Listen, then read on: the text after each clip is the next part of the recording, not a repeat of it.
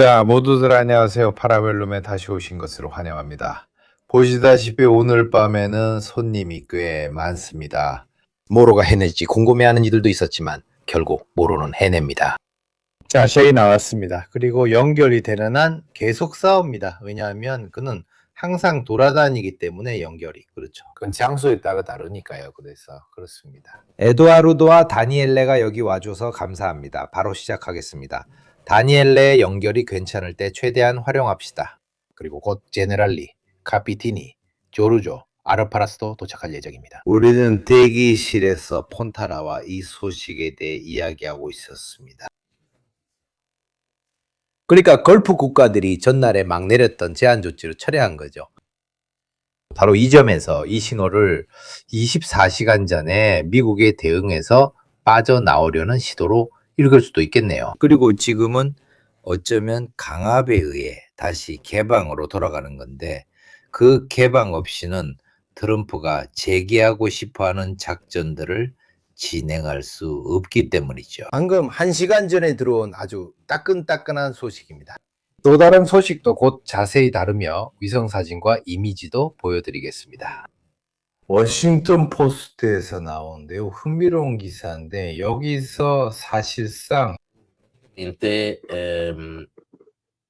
위성사진을 통해 이란이 보도된 것보다 훨씬 더 많은 미군 자원을 타격했다는 것을 알 수 있습니다. 미국 정부가 위성사진을 제공하는 두 민간 회사에 검열을 가할 정도입니다.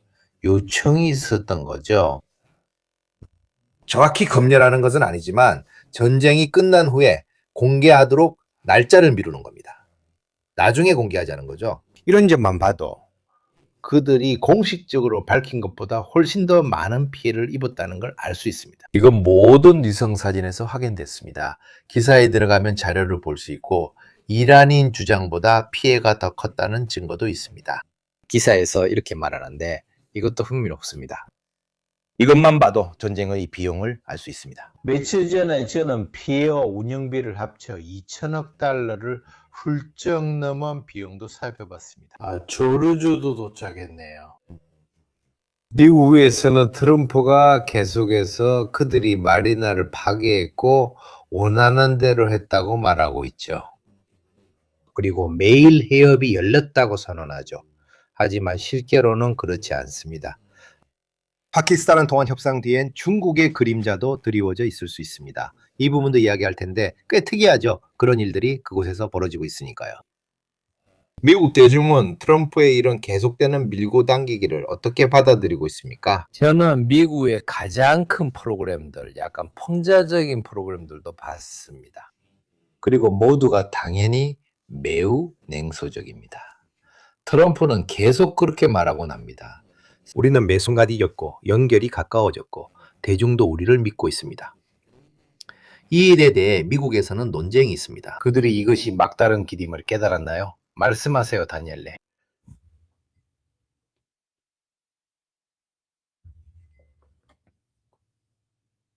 들어보세요. 말씀하세요. 다니엘레, 내 말 들리나요?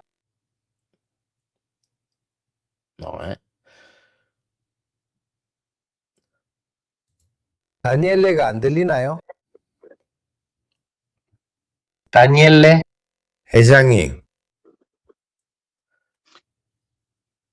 이제 여러분 목소리 들려요. 제 목소리도 들리나요? 네네, 저희는 들려요. 말씀하세요.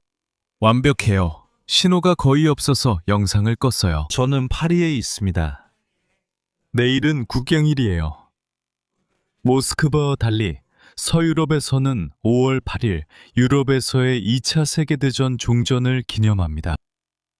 그러니까 방금 네가 강조한 뉴스를 봐도 내 인상은 트럼프가 의회의 일부 공화당원들조차도 인정하듯이 사실상 빠져나올 수 없는 상황에 스스로를 몰아넣었다는 거야. 위 채널을 보는 모든 사람들이 기억하겠지만 2015년에 오바마가 타협을 했었지. 모든 타협이 그렇듯이 말이야. 제안도 있고 이전도 있었지. 트럼프가 당선되자마자 그 타협을 깨버렸지. 그리고 본질적으로 워싱턴에서의 인생은 트럼프가 오바마가 찾았던 그 타협으로 정확히, 아니, 그보다 더 나쁜 조건으로 돌아갈 수밖에 없었다는 거야. 우리 모두 알다시피 트럼프나 네타냐후가 말했던 것과는 달리 정권은 무너지지 않았어. 정권은 무너지지 않았지. 정권은 트럼프가 뭐라고 하든 해군을 없애고 뭐 이런 것과 상관없이 오히려 더 극단적으로 변했어. 루비오도 며칠 전에 기자회견에서 들으셨겠지만 우리가 그들을 침몰시켰다고 말했죠. 사실 오르무즈 해협을 봉쇄하는 데는 새총보다 조금 더 강한 무기만 있어도 충분하고, 그러면 시장은 어떻게든 영향을 받게 돼. 위아래로 그들은 타협을 신뢰하지 못하고 있어. 또 다른 요소가 있어. 워싱턴 정가가 이제 그 부분을 생각하기 시작했지. 이제 정말 얼마 안 남았으니까. 두 가지야.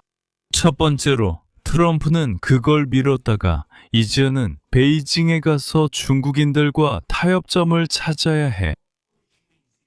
중국인들은 이란인들에게 최소한의 다소 모호한 휴전을 찾으라고 압박했어. 사실 중국인들은 자기 자신을 돕고 있지만 트럼프에게도 그와 네타냐후가 빠진 엄청난 혼란에서 빠져나올 방법을 찾도록 도와주고 있어. 또 한 가지, 이탈리아 언론이 전혀 언급하지 않는 것 같은데 정말 중요한 일이야. 며칠 후면 연방준비제도 수장이 실제로 교체돼. 이게 트럼프를 곤란하게 만드는 또 다른 지점이야. 왜일까? 여러분도 기억하시겠지만 선거운동 때 트럼프는 연방준비제도 의장인 파월을 상대로 엄청난 논쟁을 시작했었지. 그는 금리를 내려야 한다고 말하면서 연방준비제도 의장에게 그렇게 요구했지. 왜냐하면 내가 중간 선거를 치러야 하고 미국 유권자들을 위해 자금 조달 비용을 낮춰야 하기 때문이야. 며칠 후에 교체가 이루어질 뿐만 아니라 연방준비제도의 새로운 지도부 역시 금리를 내리지 못할 것이란 점이 점점 더 분명해지고 있어. 물론이야. 하지만 네 채널을 보는 사람들은 이미 잘 알고 있겠지만 휘발유 가격이 사실상 2배로 올랐어. 선거운동 때 그는 가격을 절반으로 낮추겠다고 말했던 게 기억나. 그는 가격을 절반으로 낮추기는커녕 미국 내에서도 전통적으로 가격이 더 비싼 지역, 예를 들어 캘리포니아 같은 곳에서는 누군가가 갤런당 6유로라는 스크린샷을 올리기도 했어. 목표는 휘발유 가격을 갤런당 2달러 조금 넘는 수준으로 낮추는 것이었어. 마지막으로 제가 말씀드리고 싶은 상황이 하나 있습니다. 이스라엘 여론에서도, 그리고 이른바 중도 우파 진영, 즉 보통 네타냐후와 그의 정부를 선거에서 지지하는 사람들 사이에서도 이런 분위기가 있습니다.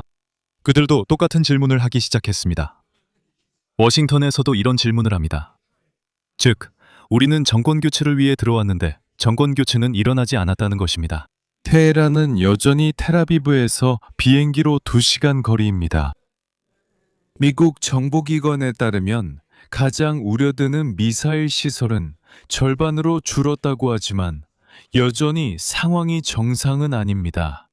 그리고 레바논도 가자지구처럼 또 다른 끝없는 이야기가 될 위험이 있습니다. 가자지구에서 하마스는 오늘 아침에도 무기를 넘길 생각이 없다고 확인했고 여전히 가자지구의 상당 부분을 통치하고 있습니다. 헤즈볼라는 큰 타격을 입고 있지만 실제로는 여전히 이스라엘인들에게 피해를 주고 있습니다. 그래서 트럼프 그리고 네타냐후 역시 한번 들어간 상황에서 더 이상 빠져나올 수 없는 상황에 처해 있습니다. 누군가는 여러분도 보셨겠지만 이런 비교를 했습니다. 푸틴이 키예프로 가서 사흘 만에 모든 것을 끝낼 수 있다고 했지만 트럼프와 네타냐후는 자신들이 빠져나올 수 없는 위험한 상황에 빠져버렸습니다. 어쨌든 아무리 휴전을 해도 언제든 누군가가 다시 막으려고 할 위험이 있습니다. 마지막으로 한 가지 더 있는데 너도 봤겠지만 많은 걸프 국가들이 트럼프의 정책에 대해 강하게 비판하는 태도를 보이고 있습니다. 여기에는 차이가 있습니다. 왜냐하면 이것은 지리적 위치뿐만 아니라 걸프 국가들의 경제를 미국과 미군 기지, 그리고 미국의 정책도 보호해주지 못했다는 사실과 관련된 상이한 이해관계 때문입니다. 가장 나쁜 것은 전쟁을 시작하고도 이기지 못하는 것입니다. 본질적으로 도널드 트럼프는 그것을 전쟁이라고 부를 용기도 없습니다. 왜냐하면 그렇게 하면 유명한 전쟁 60일 법정 시한을 넘겼다는 것을 인정해야 하기 때문입니다. 당신도 말했듯이 실제로는 특별작전이라고 부르고 있습니다. 이것은 미국 언론도 점점 언급하기 시작한 내용입니다. 저도 이미 특별작전이라는 말을 들었습니다.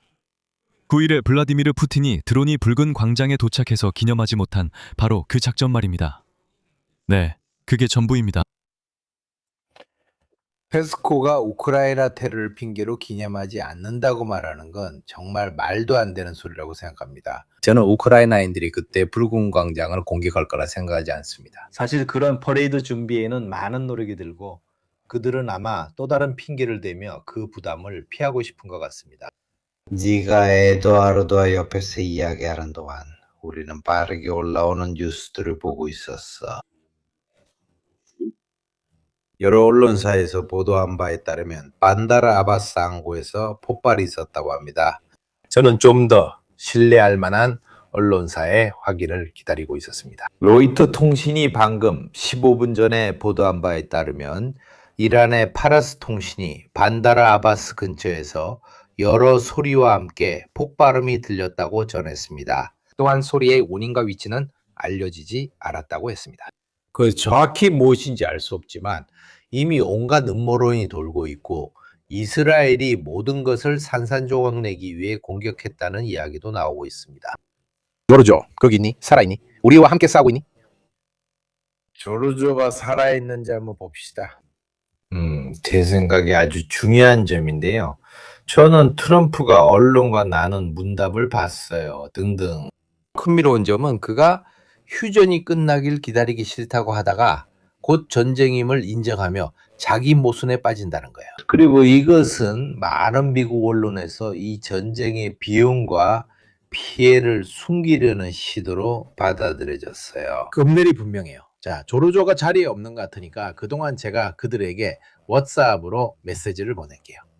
그동안 에드와르도 네가 미군 자산이 타격받은 것과 관련된 위성 사진들을 가지고 이야기를 계속해도 돼. 네가 X에 게시글을 올린 것도 알고 있고 이 이야기에 대한 요약도 했잖아. 이게 훨씬 더 큰 비용으로 이어지고 있는데 이건 다니엘레가 말했던 것과 정확히 연결돼. 즉 여러 나라들이 미국 기지를 유치하는 것이 아무런 보호도 제공하지 않고 오히려 공격을 끌어들인다는 것을 깨닫고 있다는 거야. 네, 우선 모두들 안녕하세요. 네가 정확히 말한 것처럼 추가적인 확인이 나왔습니다. 보시다시피 이건 분명히 이란 소스가 아니라 완전히 서방 언론에서 나온 확인입니다.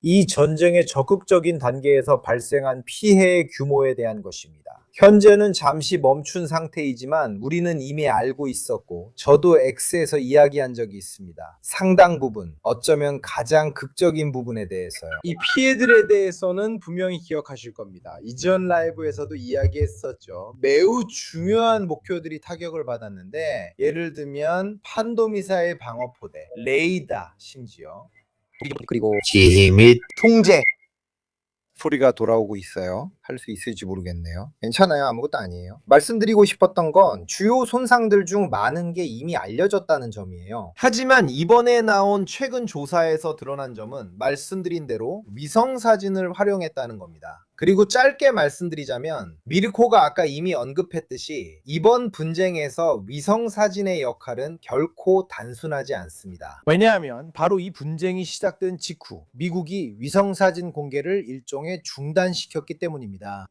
물론 미국과 가까운 기관들과 기업들이 공개하는 경우를 말합니다. 그럼에도 불구하고 저희는 많은 피해를 기록하는 데 성공했고 보시다시피 다른 사람들도 많은 피해를 기록했습니다. 그리고 이것만으로도 이미 하나의 정보를 얻을 수 있습니다. 즉 오늘날 미국조차도 본질적으로 오신트 적대국의 정보기관은 더더욱 막을 수 없습니다. 상상해보세요. 자신들의 시스템에 위성 이미지에 접근하는 것뿐만 아니라 예를 들어 중국이나 러시아처럼 위성 군집을 보유한 국가들을 생각해보세요. 하지만 이 경우처럼 정찰 위성을 사용해서 공격이 성공했는지 여부를 식별하는 데에도 활용됩니다. 결국 중소 강국이나 비강대국도 아주 다양한 삼업용 위성 이미지나 비교적 쉽게 우방국의 위성 이미지에 접근할 수 있습니다. 이것은 중요한 사실입니다. 왜냐하면 자료에서 전체 기사를 확인할 수 있고 그 기사에서 피해 규모를 직접 볼 수 있기 때문입니다. 하지만 우리가 생각해봐야 할 점은 얼마나 많은 피해가 발생했는지 아는 것조차도 결코 쉬운 일이 아니라는 겁니다. 공격자들에게도 마찬가지입니다. 그리고 지금 미르코의 말처럼 이란이 주장한 것보다 더 많은 피해가 드러나고 있다는 점도 주목할 만합니다. 매우 중요한 사실입니다. 하지만 이 부분에 대해서는 제 생각에는 또 다른 점을 생각해 봐야 한다고 봅니다. 제 생각에 이번 미국의 작전에서 나타난 또 다른 큰 패배 중 하나라고 할 수 있습니다. 그리고 내일 모든 게 끝나도 오늘날 이란은 자신들의 무기, 미사일, 드론, 순항미사일, 탄도미사일, 장거리 자폭 드론 등등을 잘 알고 있습니다. 이란은 예전보다 훨씬 더 잘 어떤 무기가 효과적인지, 얼마나 효과가 있는지, 어떤 방어를 뚫을 수 있는지, 어떤 방어는 쉽게 뚫을 수 없는지 알고 있습니다. 그리고 우리가 보는 바로는 아마도 이란은 이제 이런 배량의 재래식 무기를 다시 사용한다면 미국조차도 충분히 효과적으로 억제할 수 있는 잠재적 억지력을 가지고 있다는 것을 인식하고 있습니다. 앞으로 충돌해서 예를 들어 제 생각엔 이것이 또 두 가지가 있습니다. 에도아르도. 이 정말 중요하다고 생각합니다. 이스라엘에 대응할 때 공격이 그리 정밀하지 않았습니다. 평가를 했던 때 기억나죠? 에드와르도. 거리에서도 직접적으로 나온 평가였어요. 반면에 우리가 보는 위성 사진들, 특히 걸프 지역의 기지에 관한 것들은 대부분 매우 정밀합니다. 엉뚱한 곳에 크레이트가 있거나 그런 건 없습니다. 이것은 그들이 이스라엘과의 교전에서보다 지역적으로 훨씬 더 위험하다는 것을 보여줍니다. 이것은 바로 제 생각에는 서로 다른 무기들이 다르게 사용되기 때문입니다. 즉 이란이 공격할 때, 이란이 이스라엘을 향해 미사일을 발사할 때는 본질적으로 중거리 탄도미사일을 발사할 수 있습니다. 그리고 한편으로는 방어자 입장에서 요격하기가 훨씬 더 어렵지만 다른 한편으로는 훨씬 더 부정확하기도 합니다. 간단히 말해서 그렇게 먼 사거리에서 유도 과정에서 발생하는 오차들이 누적되기 때문입니다. 그리고 드론의 사용도 마찬가지입니다. 이스라엘이 보통 거의 모든 드론을 요격해내긴 하지만 그래서 그것도 크게 의미 있지는 않습니다. 하지만 드론도 마찬가지입니다. 그렇게 먼 거리에서는 사실상 GPS나 GPS와 유사한 유도 방식만 사용할 수 있는데 이런 방식은 쉽게 방해받을 수 있습니다. 등등. 반면에 걸프만에서는 이 주제를 마무리하자면 걸프만의 거리는 여전히 상당하지만 더 짧기 때문에 이란은 훨씬 더 정밀하고 원한다면 더 저렴한 다양한 무기를 사용할 수 있습니다. 이란이 걸프만에서 사용하는 탄도미사일들 역시 말하자면 단거리 미사일입니다. 그리고 종류별로 몇 킬로미터까지 도달하는지 확인할 수 있지만 본질적으로 그 미사일들은 더 저렴할 뿐만 아니라 상대적으로 더 정밀합니다. 추가로 이란은 소수의, 그러니까 제한된 수의 매우 정밀한 반거리 미사일도 보유하고 있는데 이 미사일들은 잠재적으로 함정에 대해서도 사용될 수 있습니다. 그래서 본질적으로 단거리 탄도미사일의 수가 더 제한적인 범주도 있습니다. 실제로 종말 유도 센서를 갖추고 있어 이는 요즘 흔하지 않습니다. 하지만 표준 단거리 미사일들도 사거리와 비행 시간이 제한되어 있기 때문에 이런 거리에서는 훨씬 더 높은 정확도를 가지고 있습니다. 게다가 드론, 이란인들이 사용하는 다양한 종류의 드론들도 그 거리에서는 때때로 종말 유도 시스템을 사용할 수 있습니다. 드론들도 마찬가지입니다. 최근 걸프 해안 인근 선박 공격 사례에서도 이런 점이 드러난 것 같습니다. 왜냐면 이런 거리에서는 비록 여전히 지평선 너머까지 유도되는 무기에 대해 이야기하고 있지만 그것들을 유도할 수 있는 방법들이 있기 때문입니다. 본질적으로 일부 드론은 드론 릴레이 네트워크를 사용해서 유도될 수 있습니다. 본질적으로 중계 드론을 사용해서 드론이 비행의 마지막 단계에서 유도될 수 있도록 하는 것입니다. 또는 우크라이나에서 봤듯이 종종 국가의 셀룰러 네트워크를 활용해서 유도될 수도 있습니다. 그러니까 요컨대 그렇다는 겁니다. 그래서 걸프 국가 해안 근처에는 이런 가능성이 있습니다. 이 모든 것은 당연히 이스라엘까지의 공격에는 해당되지 않습니다. 그래서 이런 세부 사항들도 고려해야 한다고 생각합니다. 그럼 조르죠. 내가 묻고 싶은데 이 나라들이 오펙에서 탁퇴한 이유는 무엇인가요? 연쇄 반응을 일으킬 수 있나요? 이를 이용하려는 사람이 있나요? 어쨌든 그건 일종의 족쇄였고 가능한 수익을 제한했으니까요. 이런 상황에서는 누구나 제약에서 벗어나고 싶어 하죠. 그래서 원하는 가격을 다 정할 수 있게 되고요. 혹시 제가 틀렸다면 자유롭게 지적해 주세요. 반대로도 될 수 있어요. 즉, 가격 상승을 노리기보다 자신의 점유율을 높일 생각이라면 가격 인하를 택할 수도 있죠. 하지만 석유 가격이 실제로 어떻게 될지 이해하려고 하기보다는 저는 이 공급 독점의 시대가 끝났다고 말하고 싶어요. 이미 시간이 지나면서 그 독점이 줄어들었고 지금은 더더욱 그렇죠.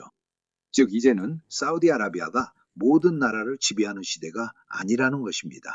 아마 경제적 외에도 다른 고려사항이 있을 겁니다.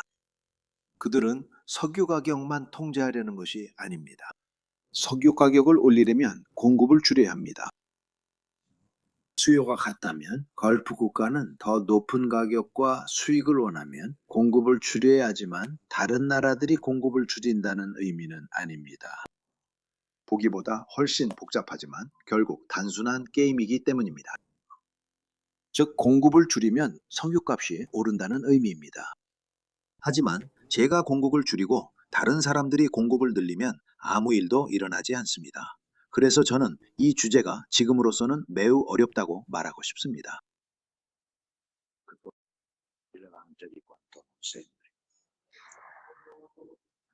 하지만 시기 선택이 특별한 거 분명하죠. 그죠? 네, 지금 이 순간에 일어나고 있는 일들과 이런저런 상황을 보면 이것은 매우 특별한 선택임이 분명합니다. 하지만 석유 문제와 관련해서 그러니까 요점은 설령 호르무즈 해협이 열린다고 해도 요점은 이렇습니다. 유정들이 제대로 작동할 수 있는지 그리고 유정 주변의 모든 산업활동 즉 정유소들이 제대로 작동할 수 있는지가 관건입니다. 그리고 파이프라인, 항구, 인프라 등 모든 물류가 비교적 짧은 시간 안에 제대로 작동할 수 있는지도 중요한 문제입니다. 만약 시간이 비교적 짧다면, 즉 휴전이 이루어지고 해협이 다시 열리더라도 갑자기 모든 것이 정상적으로 작동하는 것은 아닙니다. 모든 것이 제대로 작동하려면 유정과 인프라 등 모든 것이 제대로 작동해야 합니다. 이것들이 바로 작동하지 않으면 해협을 열었더라도 석유 공급에 문제가 생깁니다. 석유 비축분을 사용할 수 있는 한 이런 현상은 나타나지 않지만 비축분도 결국 고갈됩니다. 그러니까 선박의 출항을 제외하고라도 전체 공급망의 피해가 심각할수록 모든 피해가 심각하다면 그리고 그것들을 복구하기까지는 시간이 많이 걸리고 가지고 있는 비축분으로는 충분하지 않습니다. 그래서 위기의 문제가 발생하는 겁니다. 가격의 상당한 상승입니다. 이렇게 말할 수 있습니다. 이 위기를 완화시킬 수 있는 것은 사막을 가로질러 홍해 등으로 이어지는 파이프라인을 통해 수출되는 일부 석유입니다. 하지만 이 모든 것은 이해하기 매우 어렵습니다. 왜냐하면 아무도 피해가 어느 정도인지 알 수 없을 뿐만 아니라 특히 그 피해가 얼마나 빨리 복구될 수 있는지도 알 수 없기 때문입니다. 따라서 시간이 더 오래 걸릴수록 사용할 수 있는 석유 비축량이 줄어들고 그만큼 유가가 더 오를 수 있습니다. 그래서 사실상 이 문제가 정확히 어떻게 된 것인지 아무도 모릅니다. 흥미로운 점은 이겁니다. 석유를 지금 바로 사면 가격이 훨씬 더 비쌉니다. 미래에 받을 석유의 가격, 즉 일정 시간이 지난 후에 석유 가격보다 말이죠. 그래서 시장은 시간이 지나면 상황이 나아질 거라고 예상하는 겁니다. 왜냐하면 내가 오늘 바로 석유를 사는 것보다 3개월 후에 석유를 사는 게 더 싸다면 3개월 후에는 지금 바로 받는 가격보다 더 낮을 거라고 생각하기 때문이죠. 사실 큰 불확실성이 있습니다. 마지막으로 금융시장이 두려워하지 않는다고들 하지만 그건 사실이 아닙니다. 미국 증시는 전부 하이테크와 일부 석유 관련 주식 때문에 오르고 있는 거죠. 미국 주식의 95%는 거의 오르지 않거나 아예 오르지 않고 있습니다. 하이테크 주식만 오르고 있습니다. 그래서 이번 석유 위기에도 하이테크 기업들은 영향을 받지 않을 거라고 보고 석유 생산업체들도 영향을 받지 않을 거라고 생각하는 거죠. 이 두 섹터만 오르고 다른 섹터는 오르지 않습니다. 이 두 섹터가 중요해 지수가 오르는 것처럼 보여도 시장이 두려워하지 않는다는 뜻은 아닙니다. 또 다른 점은 트럼프의 경제정책이 시장에서 단기금리가 아니라 장기 수익률로 평가된다는 것입니다.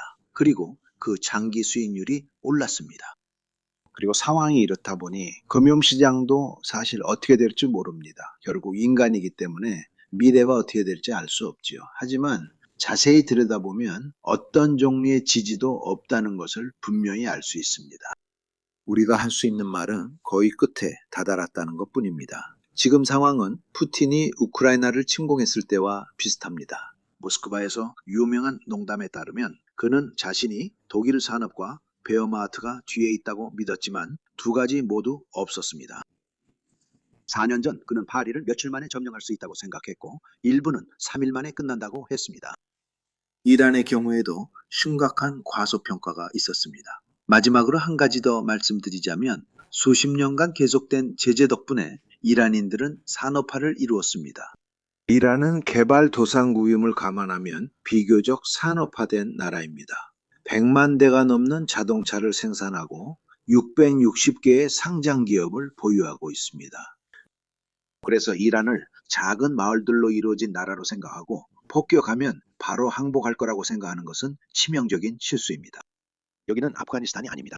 이 나라는 산업화되어 있고 꽤나 발전된 나라입니다. 발전된 나라는 아니고 스위스도 아니지만 여기는 아프가니스탄이 아닙니다. 게다가 인구가 9천만 명이나 되는데 이런 상황에서 직접 군대를 투입하는 게 얼마나 어려운지 한번 보시죠.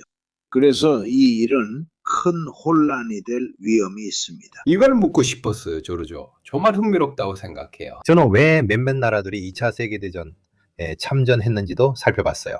예를 들어 일본의 경우 12년치 석유 비축량이 있었기 때문이죠. 여기 있는 모두 중국인들까지 포함해서 아무리 잘해도 한 달 반에서 2달치밖에 없어요. 그래서 이런 위기 상황, 심지어 이런 교착 상태를 관리하는 능력이 중요한 거죠. 물론 총격전이 벌어지거나 시장이 미쳐 돌아가진 않지만 그래도 석유가 들어오지 않으니까요. 이런 줄다리기 게임이 계속된다면 그리고 나중에 이 협상들이 얼마나 진짜인지 알게 되겠지만 우리 유럽에서는 가격을 낮추기 위해 어떤 조치를 취할 수 있을까요? 제가 2주 전에 봤을 때는 1.6, 1.7이었는데 지금은 이미 거의 2에 가까워졌어요. 휘발유 가격이 그렇다는 거죠. 경제적인 측면과 비축량 측면에서 우리가 이 상황을 완화하거나 대응할 수 있는 능력은 어느 정도인가요? 서로 총을 쏘지 않더라도 우리가 얼마나 버틸 수 있을까요? 이런 상황이 3개월 지속된다면요. 3개월 후에는 당신의 비축량이 부족해질 것입니다. 그래서 즉각적으로 대체할 수단이 없으니 석탄 발전소를 다시 가동할 수 있습니다. 알겠어요. 하지만 태양광 패널을 대체하는 건 아니고 원자력 에너지는 확보하는데 수십 년이 걸리죠.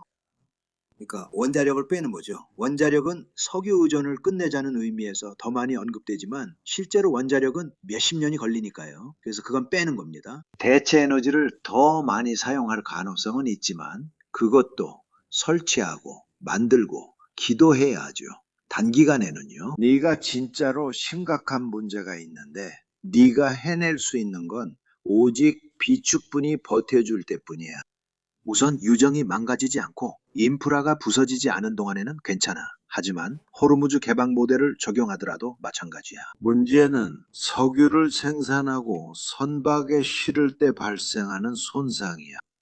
최악의 시나리오는 유정이 파괴되고 선박이 지나가지 못하는 거야. 그보다 조금 나은 시나리오는 선박이 지나가긴 하지만 충분히 생산하지 못하는 경우지. 그러니까 어떻게 돌려봐도 결국은 비축분에 의존하게 되고 그게 이 모든 이야기에서 결정적인 사실이 되는 거야. 정치에서 저지를 수 있는 실수는 바로 이거야. 단기적으로는 너도 유류세를 인하하는 데 도움을 줄 수 있고 높은 가격 때문에 어려움을 겪는 사람들을 도울 수도 있어. 하지만 위기가 계속된다면 그렇게 하면 국가 재정을 약화시킬 위험이 있다는 점을 빼고서라도 하지만 더 나쁜 점은 아무것도 하지 않으려는 유인을 만들게 된다는 거야. 반면에 가격이 오르면 더 많이 하려는 유인이 생기지. 이 시점에선 효율을 추구하고 자동차 사용도 줄이며 여러 가지를 하게 돼. 그래서 이 모든 것들이 다 선택이고 하나하나가 더 복잡해지는 거야. 어디야? 유일한 희망이 있나요? 여기서 제 발표를 마치겠습니다. 유일한 희망은 모두가 힘들어하는 걸 보면서 어떤 합의를 찾으려는 동기가 생긴다는 겁니다. 그러니까 이렇게 계속 가면 아무도 이득을 보지 못해요. 거기를 밟지 못해서 돈이 없는 이란인들도, 석유를 받지 못하는 아시아인들도, 이길 수 없는 전쟁에 휘말린 미국도 모두 이득이 없습니다. 바로 거기에 문제가 있습니다. 이스라엘은 이란을 파괴하려는 이해관계가 있습니다. 왜냐하면 이란이 무너지면 터키가 그 자리를 차지하기 때문입니다. 그래서 그들에게도 약한 이란은 괜찮지만 너무 완전히 패배한 이란은 원하지 않습니다. 그래서 모두가 가장 좋은 상황은 어떻게든 합의에 도달하는 것임을 이해하길 바라는 것입니다. 게다가 최근에 이란의 저장고가 가득 차길 바랐던 사람들에 대한 분석이 조금씩 나오고 있는 걸 봅니다. 실제로 그들은 내부 소비에 필요한 만큼을 생산하고 정제할 수 있습니다. 이 단계에서는 그리고 고양이에게 아니 파올로에게 질문이 있습니다. 너는 어떻게 생각해? 전부 이 줄다리기 협상 정말 멋진 협상들이지. 왜냐하면 이건 마지막 단계의 유명한 협상들이라서 서로 보이지도 않거든.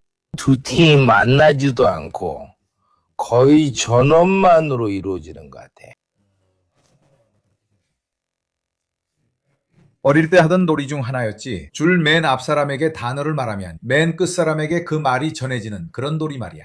나 오늘 자리에 함께한 미크로가토도 끼어들었지. 내가 보기엔 나는 역사적 진보에 대해 꽤 걱정할 것 같아. 왜냐하면 어디선가 어떤 구석에서 협상을 시작할 때마다 누군가는 전투 폭격기의 파일런에 미사일이나 무언가를 장착하거든. 그래서 두 번이 있으면 세 번째도 있다는 말처럼 이미 두 번 있었으니 이제 세 번째가 남은 거지. 우리가 지금까지 했던 모든 협상 이야기, 오르무즈 해협 재개 다시 폐쇄, 내가 봉쇄한다, 네가 봉쇄한다, 아니야, 내가 먼저 더 잘 봉쇄한다는 이런 얘기들 말이야. 우리는 정작 핵심 변수인 이스라엘을 언급하지 않고 있어. 이스라엘은 정말 눈 깜짝할 사이에 모든 걸 날려버릴 수 있지. 그리고 그걸 아주 잘 알고 있어.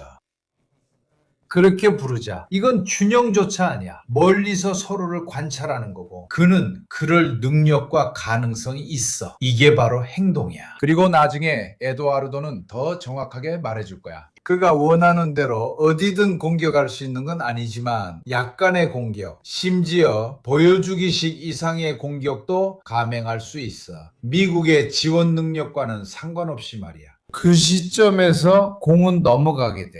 그 순간에는 이란의 손에 있게 되는 거지. 무슨 뜻이냐고. 만약 이란이 이스라엘만이 주도하는 새로운 공격으로 판이 완전히 뒤집혔을 때 아무런 반응도 하지 않는다는 거야. 그리고 이런 의미에서 미국도 그 공격을 따르지 않는다면 그것이 이스라엘을 이 분쟁에서 간접적으로 몰아내는 방법 중 하나가 될 거야. 이렇게 말하는 거야. 봐, 너는 시도했지만 나는 따라가지 않을 거야. 저쪽도 반응 없으니 너도 진정해. 하지만 이건 내 생각일 뿐이야. 그리고 보통은 절대 실현되지 않아. 그의 표정을 보면 알 수 있지. 미크로가토. 그도 확신하지 못하고 있어. 결국에는 그래도 그럴 수도 있어. 이게 맞을 수도 있어. 협상. 누군가가 썼고, 아니, 말했어요. 지난 몇 년, 그러니까 2년 동안 우리나라에 대해 말이죠. 신뢰성, 그리고 단호함, 즉 초강대국에게 가장 중요한 것, 즉 자신이 한 말을 지키는 것 말이죠. 네가 무슨 말을 하는지 조심해야 하지만 결국엔 네가 한 말을 지켜야만 해. 그래서 더 이상 단호함과 가치를 지니지 못한 나라는 그 말의 가치도 떨어지게 돼. 이제 남은 건 막대한 군사력을 가진 나라일 뿐이야. 그게 전부라면 좀 부족하지. 더 이상 신뢰를 주지 못해. 오직 두려움만 주는 초강대국이 되어버렸다는 걸 깨달아야 해. 더 이상 신뢰를 주지 못하는 나라가 된 거야. 이런 나라는 좋든 싫든 언젠가는 두려움은 덜 주고 신뢰는 더 주는 누군가에게 결국 자리를 내줄 수밖에 없어. 이런 관점에서 보면 중국이 현재 상황에 대해 그다지 만족하지 않는다는 사실도 이해할 수 있다고 생각해. 중국을 주요 주인공으로 보고 있는 걸까? 아니면 우리가 생각하는 그런 주인공의 모습과는 다른 걸까? 이것도 중요해. 우리는 전 세계가 우리처럼 행동할 거라 생각해. 그래서 이 시점에서 이렇게 하고 저기로 가서 뭔가 실행한다고 생각하지. 그런데 중국인들은 완전히 다른 세계, 다른 사고방식에서 오기 때문에 중국인이라면 할 만한 일, 혹은 늘 해왔던 방식대로 행동한다는 걸 알게 돼. 아마도 우리는 주도적인 역할을 기대하고 있을 거야. 지금 이 순간 중국은 자신만의 길을 추구하고 자신만의 문화에 따르고 있지만 그 길이 마치 이미 정해진 길처럼 보이기도 해. 여러분, 진짜 문제는 더 이상 미사일이 없거나 비축분을 다 써버렸거나 보충할 수 없다는 게 아니에요. 왜냐하면 그건 결국 산업적인 문제일 뿐이거든요. 진짜 문제는 미국 대통령이라는 말을 꺼내기만 해도 모두가 웃는다는 거예요. 그 정도 수준의 풍자는 복가실내의 캐리커처를 그리던 시절에 파시즘이나 나치즘조차도 해내지 못했던 거예요. 혹시 기억하는 분이 있을지 모르겠네요. 그러니까 그걸 잃는다는 건 엄청난 손해예요. 영성에 있어서도 엄청난 타격이죠. 요즘엔 그렇게 말하잖아요. 어떤 불운한 이유로 이 협상들은 네가 말한 것처럼 서로 얼굴만 보고 말도 제대로 안 하는 사람들이 하는 협상이야. 나무 아래나 이런 데 어딘가에 쪽지를 남겨두는 식이죠. 이번에도 이렇게 아주 어려운 일을 협상하는 동안에 협상의 정신을 배신하는 일이 일어난다면 제 생각에는 정말로 미국이 이란이 아니라 전 세계를 상대로 남아있는 협상 능력이 있다면 그것마저도 산산조각나고 남는 게 무엇이겠습니까? 힘, 그리고 언제일지는 모르지만 확신성, 어쩌면 말은 안 하지만 만약 하고 싶으면 그냥 와서 폭격을 해버린다는 거죠. 왜냐하면 시칠리아에 기지를 내주지 않았기 때문이고 몬타노에서 고기를 수입하지 않았기 때문이며 에스트로겐이 들어간 닭고기를 원하지 않기 때문입니다. 바로 그거야? 제가 여러분께 몇 가지 추가 정보를 더 드리겠습니다. 어제 트럼프 씨가 말했죠. 그들이 합의된 것을 줄 것이라고 가정하면서 말이죠. 어쩌면 그건 큰 전제일 수도 있습니다. 피크 퓨리 작전이 끝나면 봉쇄가 해제되어 호르무즈 해협이 다시 열릴 것입니다. 우리가 동의하지 않으면 폭격이 시작될 것이고 불행하게도 그 폭격은 이전보다 훨씬 더 높은 밀도로 이루어질 것입니다. 경청해 주셔서 감사합니다. 감사드립니다. 이것으로 마치겠습니다. 전날 몇몇 국가들이 사실상 자국 영공 사용을 차단했습니다. 등등. 제 생각엔 그건 끼어들기 위한 방법 같아요. 즉 우리는 재개에는 동의하지 않겠다는 뜻이죠. 정치적 메시지도 있었을까요? 다음에 또 만나요. 안녕. 안녕. 안녕. 오늘 라이브 시작 1시간 전, 아니 그보다 더 전에 걸프의 여름입니다.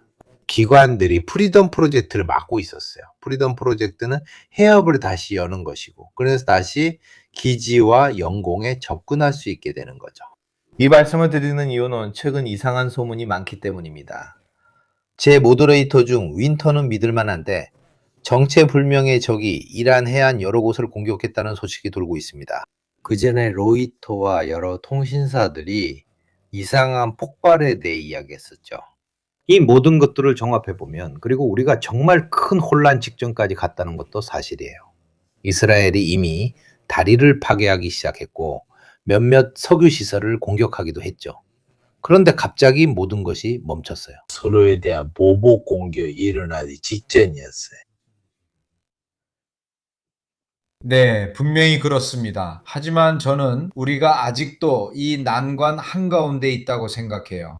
왜냐하면 이스라엘이 받아들임으로써 얻는 이점이 무엇입니까? 미국이 승리했다고 선언하고 떠나는 어떤 형태의 유사 승리든 이스라엘 지도부가 주장했던 것처럼 이란이 완전히 무너진 것도 아닌데요. 저는 그들의 장관 카츠가 우리는 이란을 암흑기로 되돌리기 위해 여기 있다고 말했던 것이 기억납니다. 뭐 그런 식이었죠. 그래서 전략적인 목표는 전혀 달성하지 못하고 그저 주요 적수를 전반적으로 약화시키는 것밖에 없습니다. 그렇지 않습니다. 그러니까 이건 0대 0에서 경기가 중단된 것과 같고 그걸로는 충분하지 않습니다. 그래서 위험이 있습니다. 이스라엘이 연장전을 노릴 위험이 있다는 거죠. 그들의 생각으로는 이기기 위해서, 만약 연장전에서 이기지 못하더라도 최소한 승부차기에서 이기려는 겁니다. 하지만 이건 그런 경기가 아닙니다. 비유를 용서해 주세요. 이건 끝낼 수 있는 종류의 경기가 아닙니다. 이스라엘 입장에서는 0대 0으로 혹은 1대 1로 무승부로 끝낼 수 있는 경기가 아닙니다. 왜냐하면 이스라엘은 이 일에 너무 많은 것을 걸었고 국가로서의 신뢰도까지 걸었기 때문입니다. 이스라엘은 전 세계 여론의 돋보기 아래에 놓여 있습니다. 이스라엘은 또한 많은 자국민과 동포들이 해외에 거주하고 있다는 점도 고려해야 합니다. 그리고 그들은 해외에서 자신이 거주하는 나라들이 이스라엘의 정책에 대해 어떤 감정을 가지고 있는지 전해줍니다. 이러한 점에서 이것이 비록 큰 대가이긴 하지만 네타냐후 정부는 정당하든 부당하든 확실한 결과를 얻고자 합니다. 그리고 그들의 계획에서 확실한 결과란 앞으로 30년, 40년 동안 이란이 모든 가능한 분쟁에서 완전히 벗어나게 만드는 것입니다. 하지만 그것은 아직 시작조차 되지 않았습니다. 오히려 이번 전쟁은 결국 처음에는 그렇게 뚜렷하지 않았던 두 개의 명확한 동맹 구도를 분명하게 밝혀주었습니다. 제가 말씀드리는 것은 마지막으로 잠시만 시간을 주신다면 아랍에미리트가 오펙에서 탈퇴한 것과 관련이 있습니다. 이것은 단순히 석유 문제만이 아닙니다. 물론 석유 문제이기도 하지만 어떻게 수익을 창출할 것인가에 대한 평가의 문제이기도 합니다. 그들이 생각하기에 결국은 머지않아 대략 30년 정도 후에는 그 자원이 그렇게 귀중하지 않을 수도 있다고 보고 있습니다. 그리고 그들이 석유를 판매할 수 있다는 점, 어쨌든 그들에게는 걸프만 밖으로 나가는 송유관이 있기 때문입니다. 180만, 150만 니파 등에 비하면 대단하진 않지만 석유만 보고 판단하면 제대로 이해 못하는 겁니다. 아랍에미리트는 이렇게 말했습니다. 우리는 미국과 이스라엘 편에 서기로 결정했다.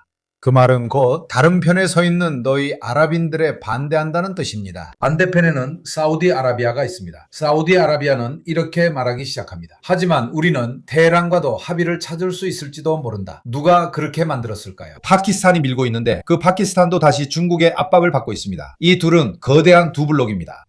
이 두 세력군은 오늘날 훨씬 더 분명해졌습니다. 트럼프가 해협을 봉쇄하기 전 작전 이전보다 훨씬 더 명확해졌습니다.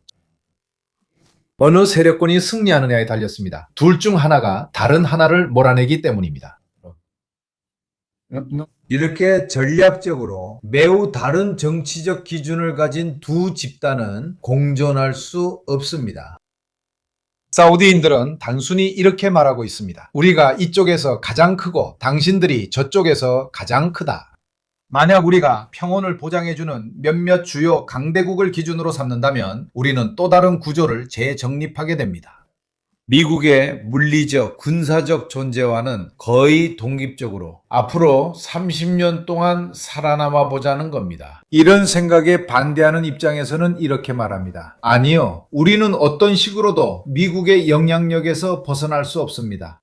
저는 아랍에미리트, 이스라엘, 그리고 미국에 대해 말하고 있습니다. 그들은 이렇게 말합니다. 우리는 결국 지난 수십 년과 매우 비슷한 구조를 목표로 하고 있습니다. 그리고 그 구조의 중심에는 미국이 있습니다. 미국은 군사적으로 직접 주둔하고 있고 석유 거래에서 그들의 통화가 사용되고 있습니다. 아직도 그 지역에서는 미국이 모든 것을 결정하고 좌지우지하는 그런 세계처럼 보입니다. 그래서 폭탄을 투하한다는 생각은 제 생각에는 현재 매우 불안정한 이런 균형을 건드리는 것이고 지금은 휴전 상태에 있는 두 거대한 진영이 있다는 뜻입니다.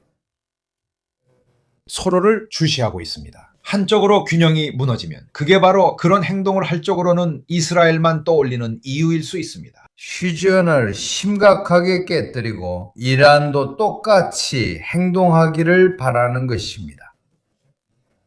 그렇게 되면 미국인들이 다시 무기를 들고 또 한 번 폭격을 감행하며 연속으로 14번째로 승리를 선언하게 만들 것입니다. 왜냐하면 9번까지는 도달한 것 같은데 잘 모르겠어요. 9, 10 헷갈렸어요. 아는 분 있나요? 9번이요? 몇 번이었죠? 그도 몰라요. 제가 미크로가토에게 말한 이 이야기는 결국 그도 좋아해요. 얼굴을 보니 맞아요. 제가 정보를 하나 더 드릴게요. 대화 중에도 뉴스가 계속 나오고 있어요. 미국 정보 당국은 이란이 호르무즈 해협 봉쇄에도 몇 달 버틸 수 있다고 밝혔어요. 역사적으로 이란은 3달 동안 버텼어요. 이미 역사적으로 기록상으로도 완전히 봉쇄된 상태에서 아무것도 움직이지 않고 아스피린 한 알이나 커피 한 봉지도 주지 않는 상황에서도 3달 동안 버텼어요. 그래서 그들은 이런 경험을 사회적 경제적 기업과 자신들에 대한 이야기 속에 가지고 있어요. 그러니까 이런 일이 처음 있는 건 아니죠. 모든 세대는 자신만의 영웅이 필요합니다. 아마도 이런 태도가 연대감을 만들고 있고 우리도 그들 앞에서 결코 굴복하지 않겠다는 의지를 만들어내고 있는 것 같습니다. 이것은 현대 전쟁에서 강력한 무기 중 하나입니다. 예를 들어 우크라이나에서도 볼 수 있죠. 푸틴이 예상하지 못했던 무기 중 하나입니다.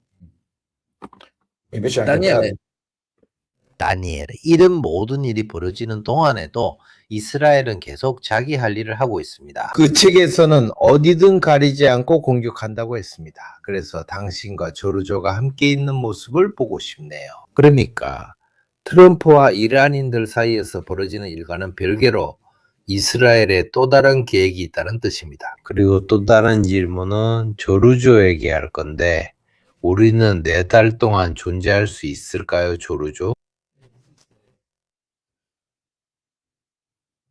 그리고 바로 대답해야겠네요. 그래, 다니엘레보다도 문제야. 그러면 문제는 네가 생각하는 변수들이야. 예를 들어 석유 수요를 충족시킬 수 있는 가능성이 있다고 가정해봐. 예. X 바리레. 문제는 네가 그 양을 알고 있는 비축량, 즉 X배럴이 이탈리아에 있거나 네가 저장했거나 저장한 사람에게서 사서 네게 파는 경우가 아니라는 거야. 그게 핵심이 아니야. 다른 변수들이 문제야. 즉 우리가 아까 말했던 것들, 유정과 연관된 화학산업, 인프라 같은 것들을 하지 않는 거야. 좋아. 그 다른 변수들을 모르기 때문에 네가 가진 석유 비축량이 아무 일 없다는 듯이 얼마나 더 버틸 수 있는지 추정할 수 없어. 그래서 결국은 찍는 거고 그 대답도 그냥 찍는 거야. 자, 지금 보니까 이 주제들에 대한 보도에 변화가 있는 것 같아. 본질적으로 상황이 확실히 악화되고 있다고 주장하는데 바로 내가 말하고 있는 변수들이 이제 고려되기 시작했기 때문이야. 내가 그 변수들을 내가 만들었다는 얘기는 아니야. 이제는 네 문제가 유정이라는 게 널리 알려졌어. 화학산업과 인프라, 그게 핵심이야. 거기서부터 얼마나 시간이 걸려야 의미 있는 석유 공급을 다시 얻을 수 있는지 알 수 있어. 하지만 이 부분을 이해하지 못하는 이유는 이게 전쟁 때문만이 아니라 이미 발생한 피해에도 달려있기 때문이고 아무도 그 피해가 정확히 어떤 건지 모른다는 거야. 그럼 우리가 비축량이 있다고 말하는데 얼마나 걸릴까? 국민들을 안심시키려 우리는 아주 잘 준비되어 있다고 말할 수는 있지만 실제로는 이유를 알 수 없어. 반면 변수는 너무 많고 아무도 그것을 몰라. 그래서 내 대답은 우리가 얼마나 빨리 해낼 수 있냐는 건데 솔직히 나도 몰라. probabilmente 아마도 어느 순간에는 그것들만으로는 충분하지 않을 거야. 상황이 심각하다면 그때는 네가 아니라 정치 권력이 선택을 하게 되는 거지. 가격에 맡기고 반응이 있기를 바라거나 아니면은 개입해서 가격을 안정시키려고 하거나 두 가지 선택지가 있어. 가격을 안정시키기 위해 개입하는 거지. 이 선택이 더 인기가 많고 저 선택은 덜 인기가 있어. 아마 이런 이유로 덜 인기 있는 선택은 채택될 가능성이 적을 거야. 우리 이전에도 사람들이 한 달, 2달 지속되면 연간 평균에 다 반영된다고 이야기했었지. 나도 여기저기 다니면서 그 이야기를 했어.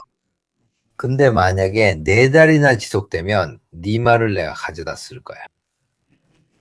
4달, 5달이나 지속되면은 누가 그걸 다 지급하겠어. 그리고 특히 우리가 그런 종류의 위기를 관리할 수 있는 자산이 있냐는 거지. 거기서 아무리 자산이 많아도 그게 충분하지 않으면 그 위기를 관리할 수도 없는 거야. 그리고 도널드 트럼프가 우리를 이런 해결책으로 끌고 가는 것 같아. 나는 사우디아라비아와 다른 나라들이 우리 영공을 사용하지 말라고 하는 데서 비롯된 것도 마찬가지라고 생각해. 이건 기술적인 메시지이기도 하고, 예를 들어 그들이 곧 출발할 준비를 하고 있었고 우리는 곧 필요하다고 말하는 것이기도 하며, 정치적인 메시지이기도 해. 빠지려고 해도 결국 빠지기 힘들다는 거지.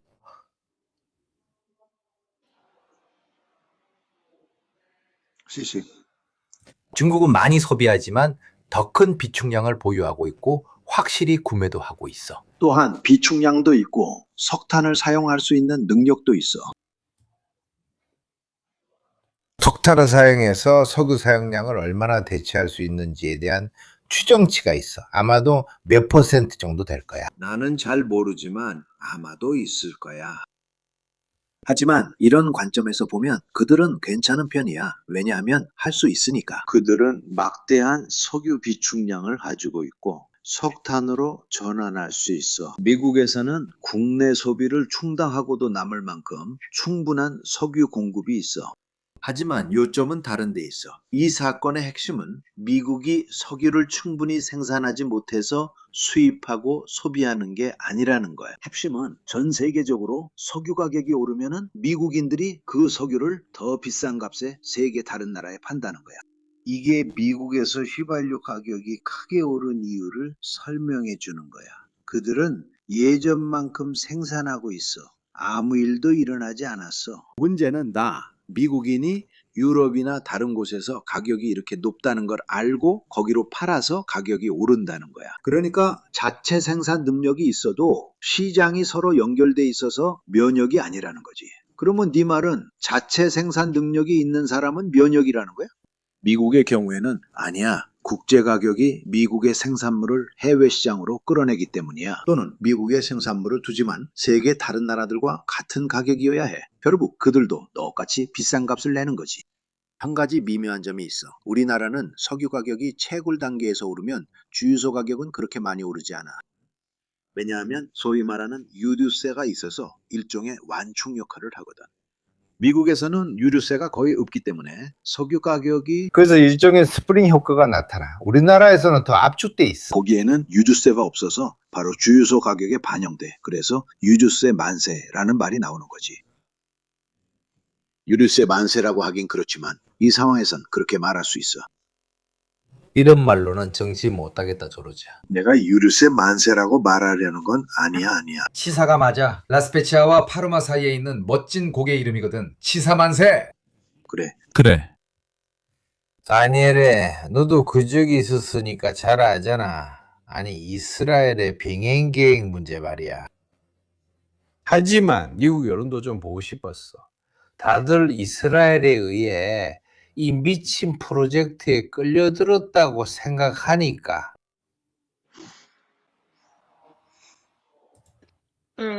마이크로폰? 네, 여기 있습니다. 이건 정말 중요한 지점입니다. 가자지구 사태. 그러니까 2023년 10월 7일 하마스의 공격에 대한 이스라엘의 반응 말이죠. 이 일은 미국 여론에 큰 충격을 주었고 급진화시켰습니다. 몇 주 전에 저희가 이 점을 언급한 적이 있습니다. 세대 간의 분열이 있습니다. 그러니까 제 세대의 민주당원들, 즉 베이비붐 세대라고 할 수 있겠죠. 이들은 여전히 대부분 친이스라엘 성향을 보이고 있습니다. 젊은 민주당원들은 여론조사에서 볼 수 있듯이 점점 더 팔레스타인 편을 들고 있습니다. 그러니까 아주 간단히 말해서 지금 무슨 충격적인 일이 벌어지고 있냐면요. 공화당 내에서도 똑같은 분열이 일어나고 있다는 겁니다. 사실 젊은 공화당원들 사이에서도 개입을 요구하는 신호들이 나타나기 시작했습니다. 미국이 이스라엘에 매년 제공하는 군사 지원, 그러니까 연간 35억 달러 정도를 끊는다고 해도 그 금액 자체는 그렇게 중요한 액수가 아닙니다. 예를 들어 2주 만에 이런 일이 생길 수 있습니다. 트럼프가 버린 돈만 해도 제 계산으로는 이란에 대한 이번 작전으로 2달 만에 약 250억 달러가 들었다고 봅니다. 하지만 그 신호는 엄청납니다. 기억을 더듬어 보면 알 수 있습니다. 뉴욕시장 선거는 세계에서 가장 중요한 유대인 공동체 중 하나, 아니 어쩌면 세계에서 가장 중요한 공동체를 심각하게 분열시켰습니다. 그리고 그 공동체는 전 세계적으로 영향력이 있습니다. 그러니까 뭐랄까, 하나의 이런 일이 이스라엘 건국 이후 처음으로 일어난 것입니다. 역사적으로도 매우 이해할 수 있는 설명이 있습니다. 저희 세대는 직접적으로 겪지는 않았지만 쇼와, 즉 홀로코스트를 절대적인 악으로 여기며 자랐습니다. 우리는 인류에게 일어난 그 엄청난 비극의 심각성에 크게 영향을 받았습니다. 세월이 흐르면서 분명히 기억이 희미해지기 마련이고 가치관을 다시 생각하게 만드는 상황들도 보게 됩니다. 예를 하나 들어보겠습니다. 지금 요르단강 서안에서 벌어지고 있는 일은 정말 심각한 일입니다. 하지만 이게 네타냐후 정부이기 때문이거나 다른 정부 때문이 아니라 점령지에 살고 있는 일부 이스라엘인들이 분명히 팔레스타인 사람들의 존재를 없애고 싶어하고 모든 민주적 규칙을 어기면서 그들을 몰아내고 싶어하기 때문입니다. 민주주의에서는 선거를 치르고 투표를 한 다음에 누가 집권하고 누가 야당이 될지 정합니다. 여기서는 분명히 이스라엘 사회의 일부가 이스라엘 당국의 통제 밖에 있습니다. 이 점을 과소평가하지 마세요. 제 생각에는 이게 헤즈볼라와 관련해 일어나고 있는 일보다 이스라엘 사회에 훨씬 더 심각한 문제입니다. 제가 한 가지를 관찰했습니다. 상기시켜줘서 고마워요. 저는 그곳에 있었습니다. 이스라엘을 조금이라도 아는 분들은 이스라엘 지도를 떠올릴 수 있을 겁니다. 바로 맨 위에 선택된 지역 중 하나가 있습니다. 메툴라라는 작은 도시가 있는데 이스라엘의 손가락이라고 불립니다. 왜냐하면 세면이 레바논에 둘러싸여 있고 바로 오른쪽에는 시리아가 있습니다. 북쪽에는 메툴라에 가면 20m 앞을 헤즈볼라가 깃발을 휘날리며 지나갑니다. 왜 제가 이 말을 하냐면 한 달 반 전에 이미 레바논 사회에 대해 언급한 적이 있기 때문입니다. 저희 말을 들을 기회가 있었던 분들은 아시겠지만 레바논 사회 내부에는 분열이 있습니다. 시아파들 사이에서 시아파 중 좀 더 정치적인 쪽은 우리는 타협에 도달해야 하고 이스라엘과 공존할 길을 찾아야 한다고 말합니다. 하지만 예를 들어 저는 한 가지를 관찰했습니다. 남부 레바논에 살던 수만 명의 레바논 시아파들이 남부 레바논으로 돌아왔을 때 며칠 전만 해도 그들 중 많은 사람들이 헤즈볼라의 깃발을 흔들고 있었습니다.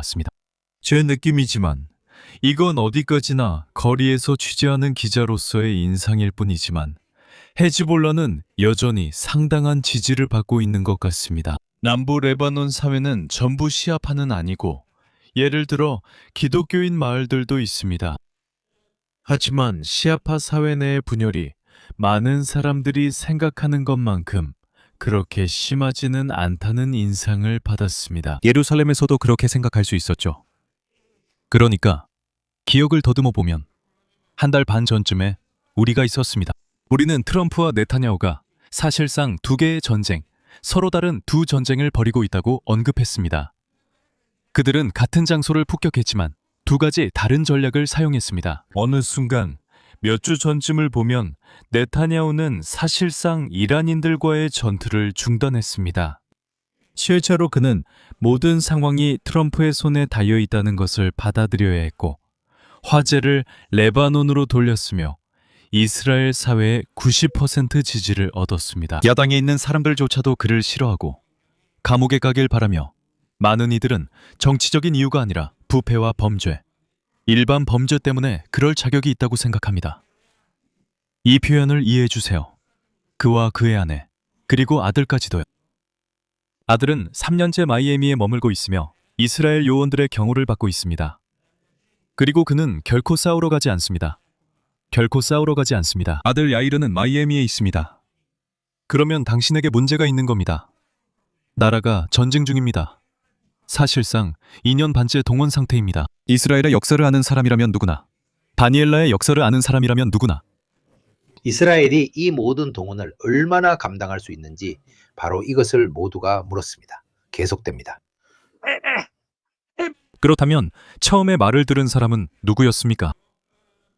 직접 확인해 보시면 예루살렘 포스트 사이트에 바로 오늘 저녁에 매우 흥미로운 두 가지 분석이 게시되었습니다. 예루살렘 포스트는 중도 우파 신문이고 일반적으로 네타냐후에 대해 매우 비판적입니다. 물론 극좌 신문은 아니고 그냥 신문입니다. 하지만 알겠습니다. 이 점에 대해 두 가지 흥미로운 분석이 있는데 늘 이런 말을 합니다. 우리는 2년 반, 3년 동안 사회를 동원해왔습니다. 여러분이 목표가 있다고 말하는 한 계속 그렇게 해왔습니다. 크리스마스 전에 네타냐후가 이란 지도부를 무너뜨리자고 말했죠.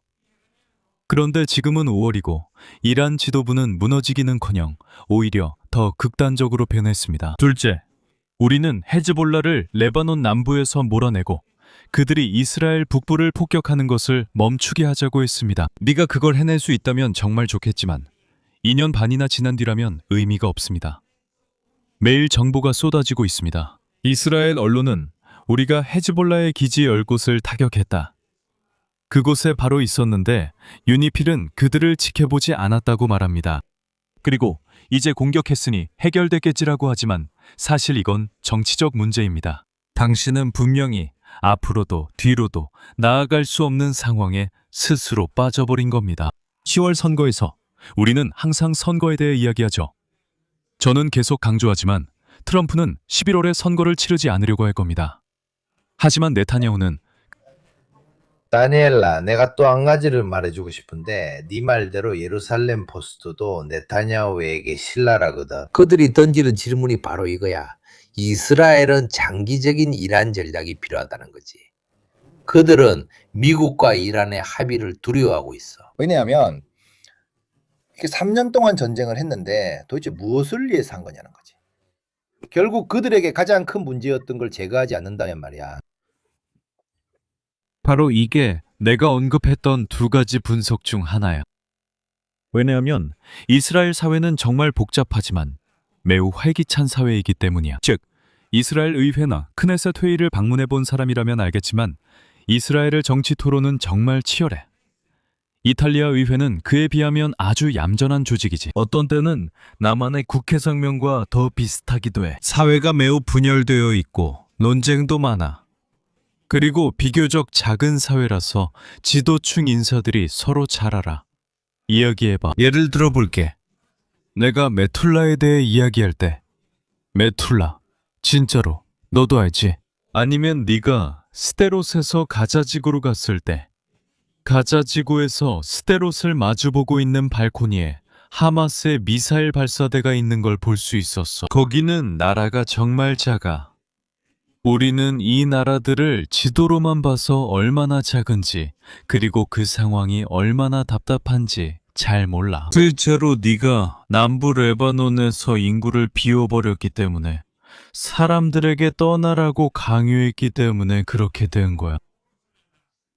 그러니까 우리 중 누구라도, 나도 마찬가지고 카피티니 장군처럼 전문가가 아니더라도 만약 네가 한 나라의 일부를 말 그대로 비워버린다면 그게 무슨 의미인지 알 수 있어.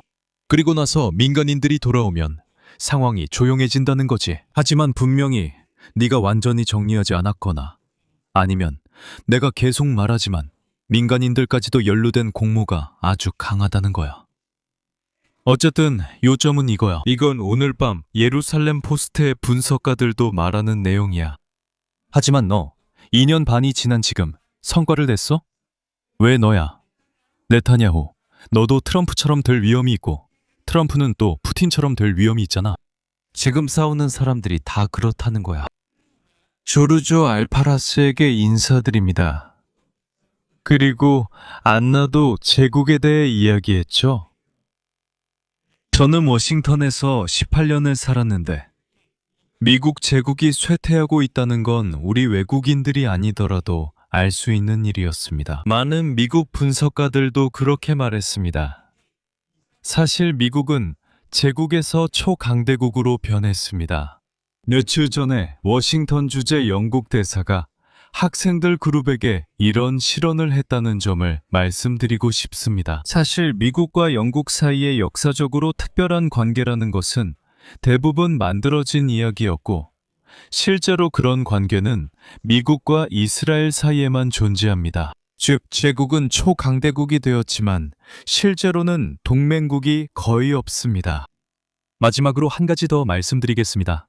미르코, 이탈리아와 관련된 이야기이기도 합니다. 며칠 전 트럼프가 이탈리아 내 미군 주둔을 줄이겠다고 위협했을 때 많은 분석가들, 분명히 반미도 아니고 논쟁적이지도 않은 사람들이 이런 점을 지적했습니다. 그리고 그들은 미국인들에게 이탈리아에 있는 기지들이, 독일이 아니라 이탈리아에 있는 기지들이 이탈리아인들에게보다 미국인들에게 훨씬 더 유용하다는 점을 지적했습니다. 이 역사적 맥락에서, 이 지전략적 맥락에서 말이죠. 그래서 이 점에 대해서도 당신이 그것을 봤다는 사실이 중요합니다. 이탈리아 여론조사에 따르면 이탈리아 국민의 80%가 트럼프를 아무리 좋게 봐도 엄청난 실수쟁이로 여긴다고 합니다. 베트남 전쟁 때조차도 이런 결과는 없었습니다. 왜냐하면 미국이라는 나라 자체를 말하는 것이 아니라 미국의 정치 지도부를 말하는 것이기 때문입니다. 서투른 사람들이죠. 그가 미국에서 아이들을 학교에 데려다주는 라틴계 설거지 노동자들을 잡으러 다녔을 때까지요. 안코나나 페루자, 어디에 살든 그런 사람에겐 중요하지 않아요. 하지만 주유하러 갔는데 리터당 2유로 12센트인 걸 보면 왜 이렇게 가격이 올랐는지 생각나게 되죠. 그리고 트럼프의 모든 전략이 선거 전에 우리에게 100번이나 약속했다가 결국 예전으로 돌아가는 거라면 말이죠. 휘발유 말인데 이런 식으로 말하는 사람한테 설득당하는 이탈리아인은 아무도 없어요. 왜냐하면 조르조 아르파라스가 말하길 휘발유 값을 올리는 건 별일 아니고 내리는 건 큰일이라고 하잖아요. 그가 상황을 빠르게 정상으로 되돌릴 수 있으리란 기대는 포기했어요. 이스라엘 소프트웨어 인터넷을 차단하는 이란인들, 인터넷을 차단하는 러시아인들 사이에서 세상은 평소보다 좀 더 막혀 있는 것 같아요. 이제 그 문제로 넘어가 보죠. 저는 이 부분이 매우 흥미롭다고 생각합니다. 이 이야기에서 중국의 조용한 영향력, 왜냐하면 그들도 어쨌든 함선을 보냈고 상황을 주시하고 있었으니까요. 그리고 게다가 네가 나에게 보내준 자료들도 중국 자료들이었어. 흥미로운 점은 또 하나 있는데 바로 매장량 관점에서 보면 자료가 직접 차이나 에너지 트랜스포메이션 프로그램에서 나온 거라서 그들이 공식적으로 밝힌 자료라는 점이야. 계속 말씀해 주세요. 그건 말하자면 일종의 싱크탱크인데 중국 자료도 사용하는 곳이야. 그래서 아무래도 그게 공식 자료에 가장 가까운 것 같아. 물론 그들이 직접 밝힌 자료들이지. 그리고 본질적으로 내가 이 문서를 접하게 된 건 주로 중국이 이 분쟁에서 무엇을 하고 있는지에 대해 다루면서였어. 그래서 본질적으로 아시다시피 물론 중국은 우리가 아까도 말했듯이 중국은 어쨌든 에너지 공급 측면에서 이 분쟁에 관여하고 있습니다. 특히 단순히 우방국이 타격을 받는 것뿐만 아니라 무엇보다도 경제적 파트너 국가가 영향을 받는다는 점에서 그렇습니다. 이것이 주요 이유입니다. 그리고 바로 이 간단한 수치를 바탕으로 시작할 수 있습니다. 바로 이 데이터에 따르면, 다만 이 데이터는 지난 몇 년간의 자료입니다. 그러니까 우리가 데이터를 가지고 있는 최근 몇 년, 즉 2024, 25년부터입니다. 제가 계산할 수 있었던 바로는 중국이 오르무즈 해협을 통과하는 석유에 얼마나 의존하고 있는지에 대한 수치입니다. 그렇게 뭐랄까 돌이킬 수 없는 정도는 아닙니다. 그래도 상당히 의미가 있습니다. 이 숫자들을 사용해 보면 어느 정도 결과가 나오거든요. 중국 전체가 사용하는 석유의 약 30% 정도입니다. 지난 몇 년 동안에는 바로 그 오르무즈 해협을 통해 들어왔습니다. 하지만 여기 보시는 그래프에서처럼 그 비율을 살펴보면 그렇습니다. 에너지 믹스, 즉 중국이 경제에서 사용하는 에너지원들의 전체 조합을 말합니다. 석유가 약 67%였고 여기에 가스를 더해야 합니다. 왜냐하면 중국에 들어오는 가스 중 일부도 오르무즈 해협을 통과하기 때문입니다. 하지만 여러분도 알다시피 이건 정말 엄청난 영향을 미치는 일입니다. 그렇지만 이 점은 꼭 언급해야 합니다. 그리고 여기서 저는 잘 모르겠습니다. 그 소량의 비율조차도 대체할 수 없는지, 그리고 그 소량 또는 그보다 더 적은 비율의 부족이 얼마나 치명적인지 지켜봐야 합니다.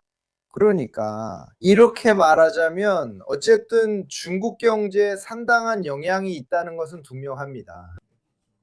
특히 앞서 말했듯이 만약 이런 위기가 몇 달 더 지속된다면 중국의 대규모 비축분조차도 더 이상 버티지 못할 수 있습니다. 몇 달 전부터 왜 중국이 아무런 조치를 취하지 않는지 궁금해하는 사람들이 있습니다. 아니요, 물론 이른바 서방의 덜 호의적인 사람들이라고 할 수 있는 그런 전체 집단이 있습니다.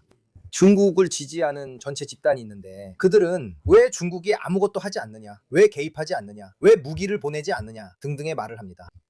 제가 확인한 바로는 그것은 본질적으로 사실입니다. 즉 중국은 군사적 지원 측면에서나 단순히 무기를 이란에 보내거나 판매하는 지원조차도 하지 않고 있다는 의미입니다. 이것은 이번 위기가 시작된 이후뿐만 아니라 그 이전에도 마찬가지였습니다. 여러분도 기억하시겠지만 12일 전쟁이 있었고 그 전에도 이미 공방이 있었습니다. 즉 이전 몇 년 동안 이스라엘과의 공격이 있었던 이 모든 기간 동안에도 중국은 그렇지 않았다는 겁니다. 우리가 말하는 건 그런 의미입니다. 중국이 이란의 군사력을 강화하려 하거나 자국의 무기고를 이란이 구매할 수 있도록 개방하려는 강한 의도를 보였다고는 할 수 없습니다. 그리고 제 생각에는 앞서 언급하신 요소 외에도 고려해야 할 또 다른 요인입니다. 제 생각에는 매우 좋았고 매우 흥미로웠습니다. 전반적으로 아주 흥미로웠습니다. 즉 중국이 꼭 기대하는 대로 행동할 것이라고는 할 수 없다는 점입니다. 다시 말해 글로벌 패권을 빼앗으려는 군사 초강대국이 보일 만한 행동을 중국이 꼭 할 것이라고는 할 수 없습니다. 바로 그 점이 주요 요인 중 하나입니다. 오늘날 중국은 군사적으로 설령 원한다고 해도 인도양에서 할 수 있는 일이 많지 않습니다. 실제로 할 수 있는 일이 매우 적습니다. 우리는 이미 이 주제를 다른 라이브에서 아주 짧게 언급한 적이 있습니다. 그 내용은 1년 반 전 태평양의 책에 모두 잘 기록해 두었습니다. 함대 등등. 하지만 미국인들과 마찬가지로 그들은 유럽에 있는 기지를 포기할 수 없습니다. 그렇지 않으면 힘을 투사할 수 없기 때문입니다. 중국은 아주 멋진 신형 함대를 가지고 있지만 기지는 거의 없습니다. 맞아요. 네. 본질적으로 제가 말하려던 내용을 요약해 주셨습니다. 정말 요약을 잘해 주셨네요.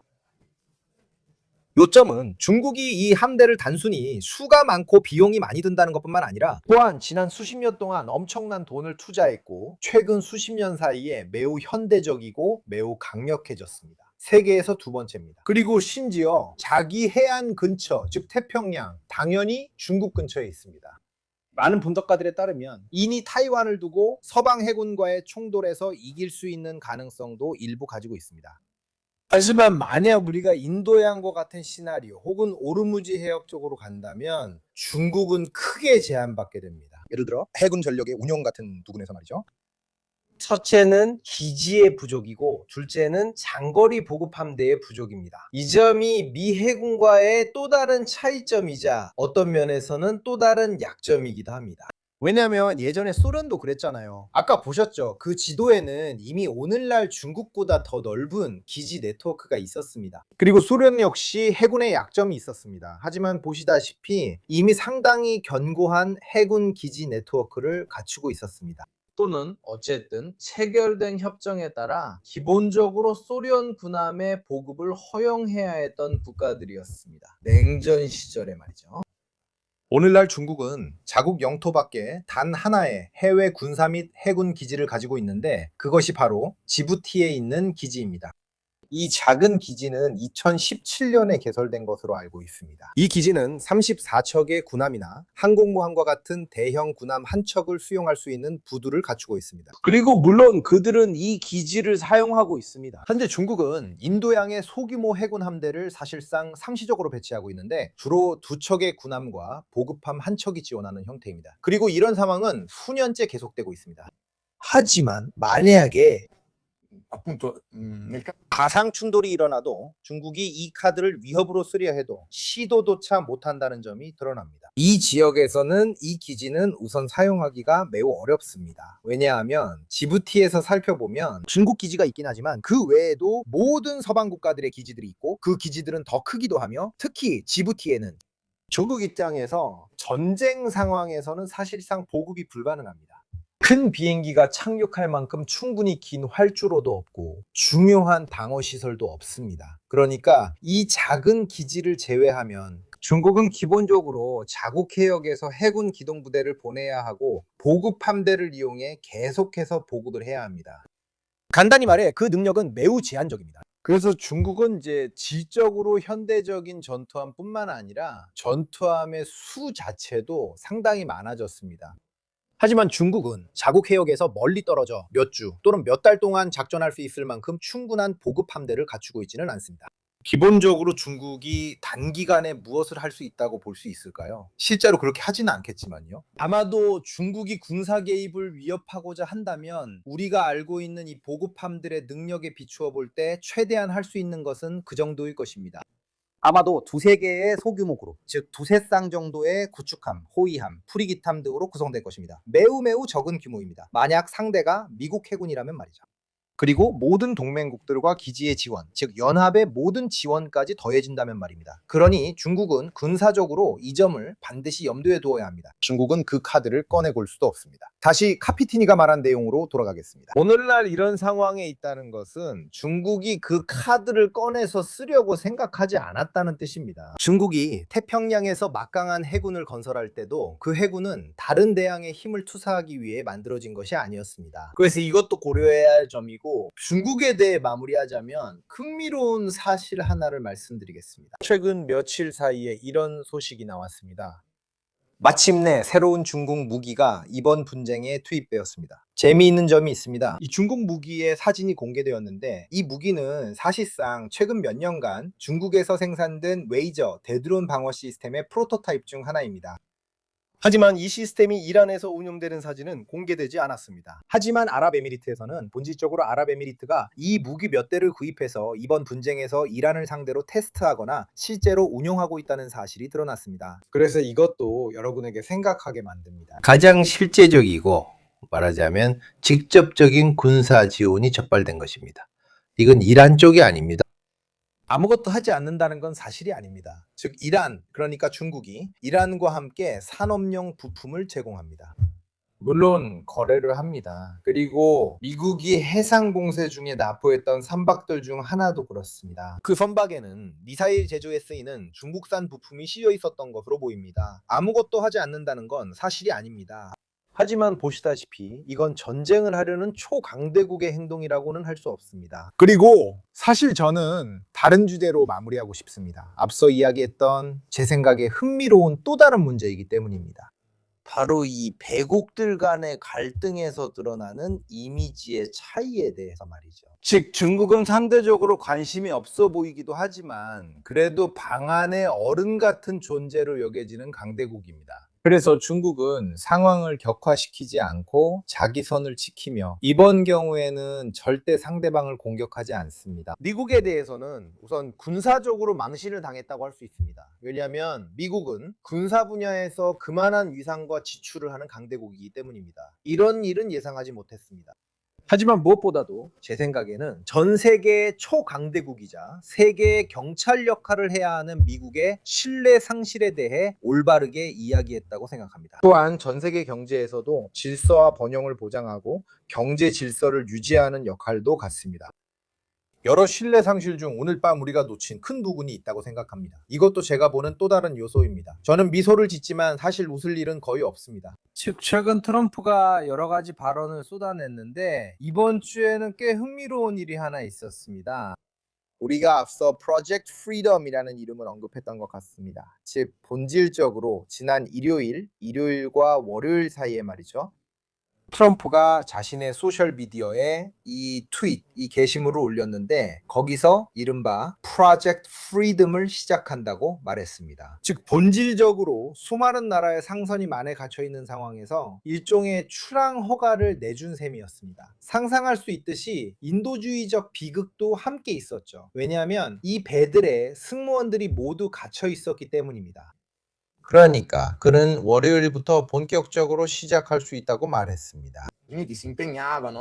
이 상선들이 빠져나갈 수 있도록 오르무즈 해협이 부분적으로 다시 열렸습니다. 본질적으로 이란의 봉쇄를 뚫고 지나가려는 시도를 장려했고 그것을 이란과의 일종의 합의가 이루어진 것으로 간주했습니다. 그러니까 한번 해보자, 가자, 싸우자라고 직접 말한 건 아니었습니다. 트럼프가 워낙 많은 말을 하고 매주 이런 일이 있어 큰 주목을 못 받은 것 같습니다. 하지만 제 생각에는 이것도 정말 민망할 정도로 믿을 수 없다는 또 하나의 큰 사례라고 봅니다. 무슨 말이냐면 실제로 무슨 일이 있었는지 보면 심지어 그가 글을 올리기 1시간 전쯤부터 이미 준비를 했던 겁니다. 그러니까 최소한 그가 글을 올리기 1시간 전에는 이 행동을 준비했을 겁니다. 트럼프가 말했던 그 새로운 회랑이 있을 거라고 했던 쪽으로 한 상선이 오르무즈 해협을 통과하려고 시도했는데 이란 측의 공격을 받았습니다. 그 후 이틀 동안 다른 상선들도 시도해봤습니다. 또 다른 세 척의 선박이 공격을 받았고 두 척은 통과를 시도하다가 공격당했으며 나머지 두 척은 아랍에미리트 해안 근처에서 공격당했습니다.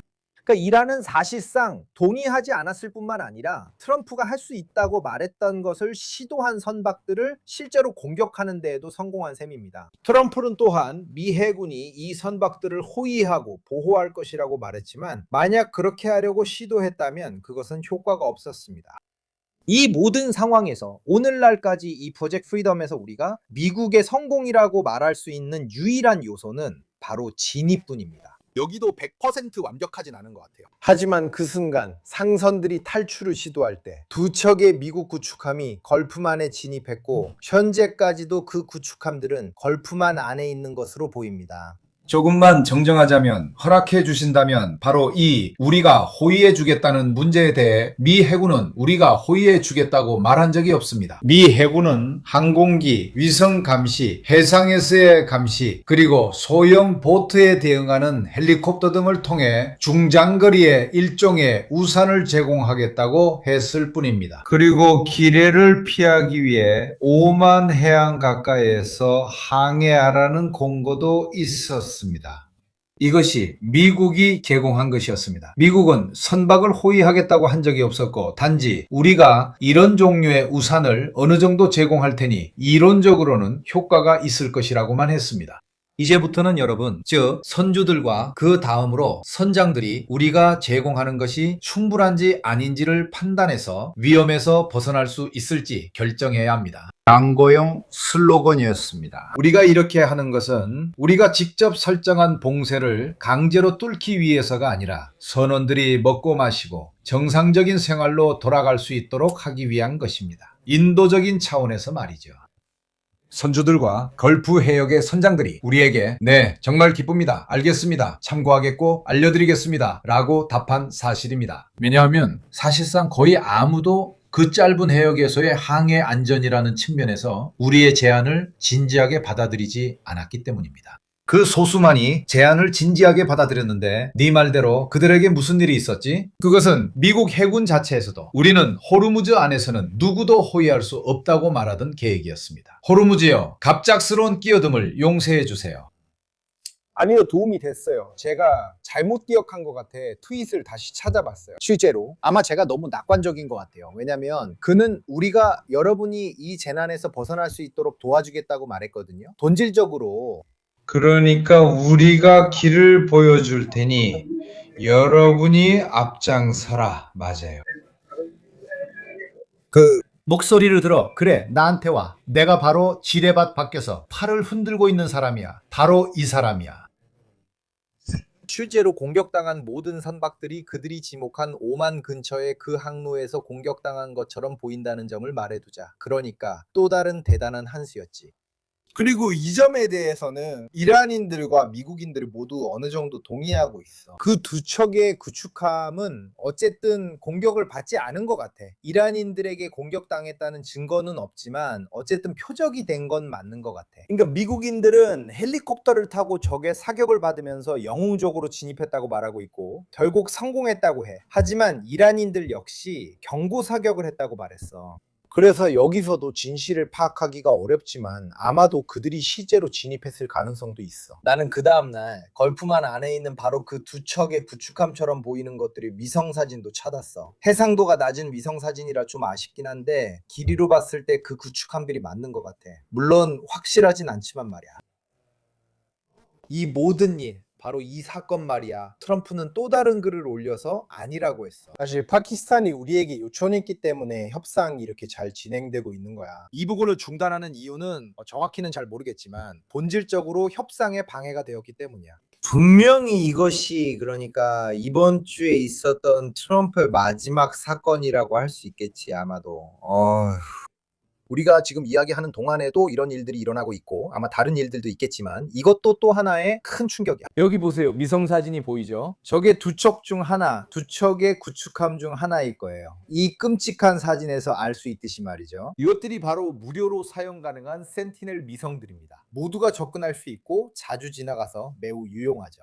길이로 알 수 있습니다. 즉 척도가 있어서 그 배가 얼마나 긴지 계산할 수 있고 미국의 구축함이 얼마나 긴지 알고 있다면 알 수 있습니다. 대략적으로는 제해법으로 추측할 수 있습니다. 물론 저 화질로는 확실하게 알 수 없고 이 경우에는 평소보다 화질이 더 낮기 때문에 더 그렇습니다. 정말 형편없지만 제 생각에는 좋은 단서를 준다고 봅니다. 네, 그래서 말씀드렸던 거죠. 결론적으로.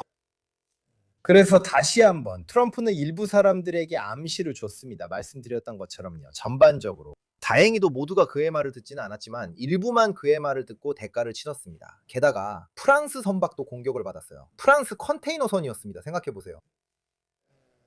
적어도 두 번째입니다. 빠뜨린 게 있을지 모르지만요. 트럼프는 봉쇄를 통과할 수 있다는 뜻을 내비쳤는데 이런 일은 몇 주 전 이미 있었습니다. 우리가 이 얘기했던 게 기억납니다.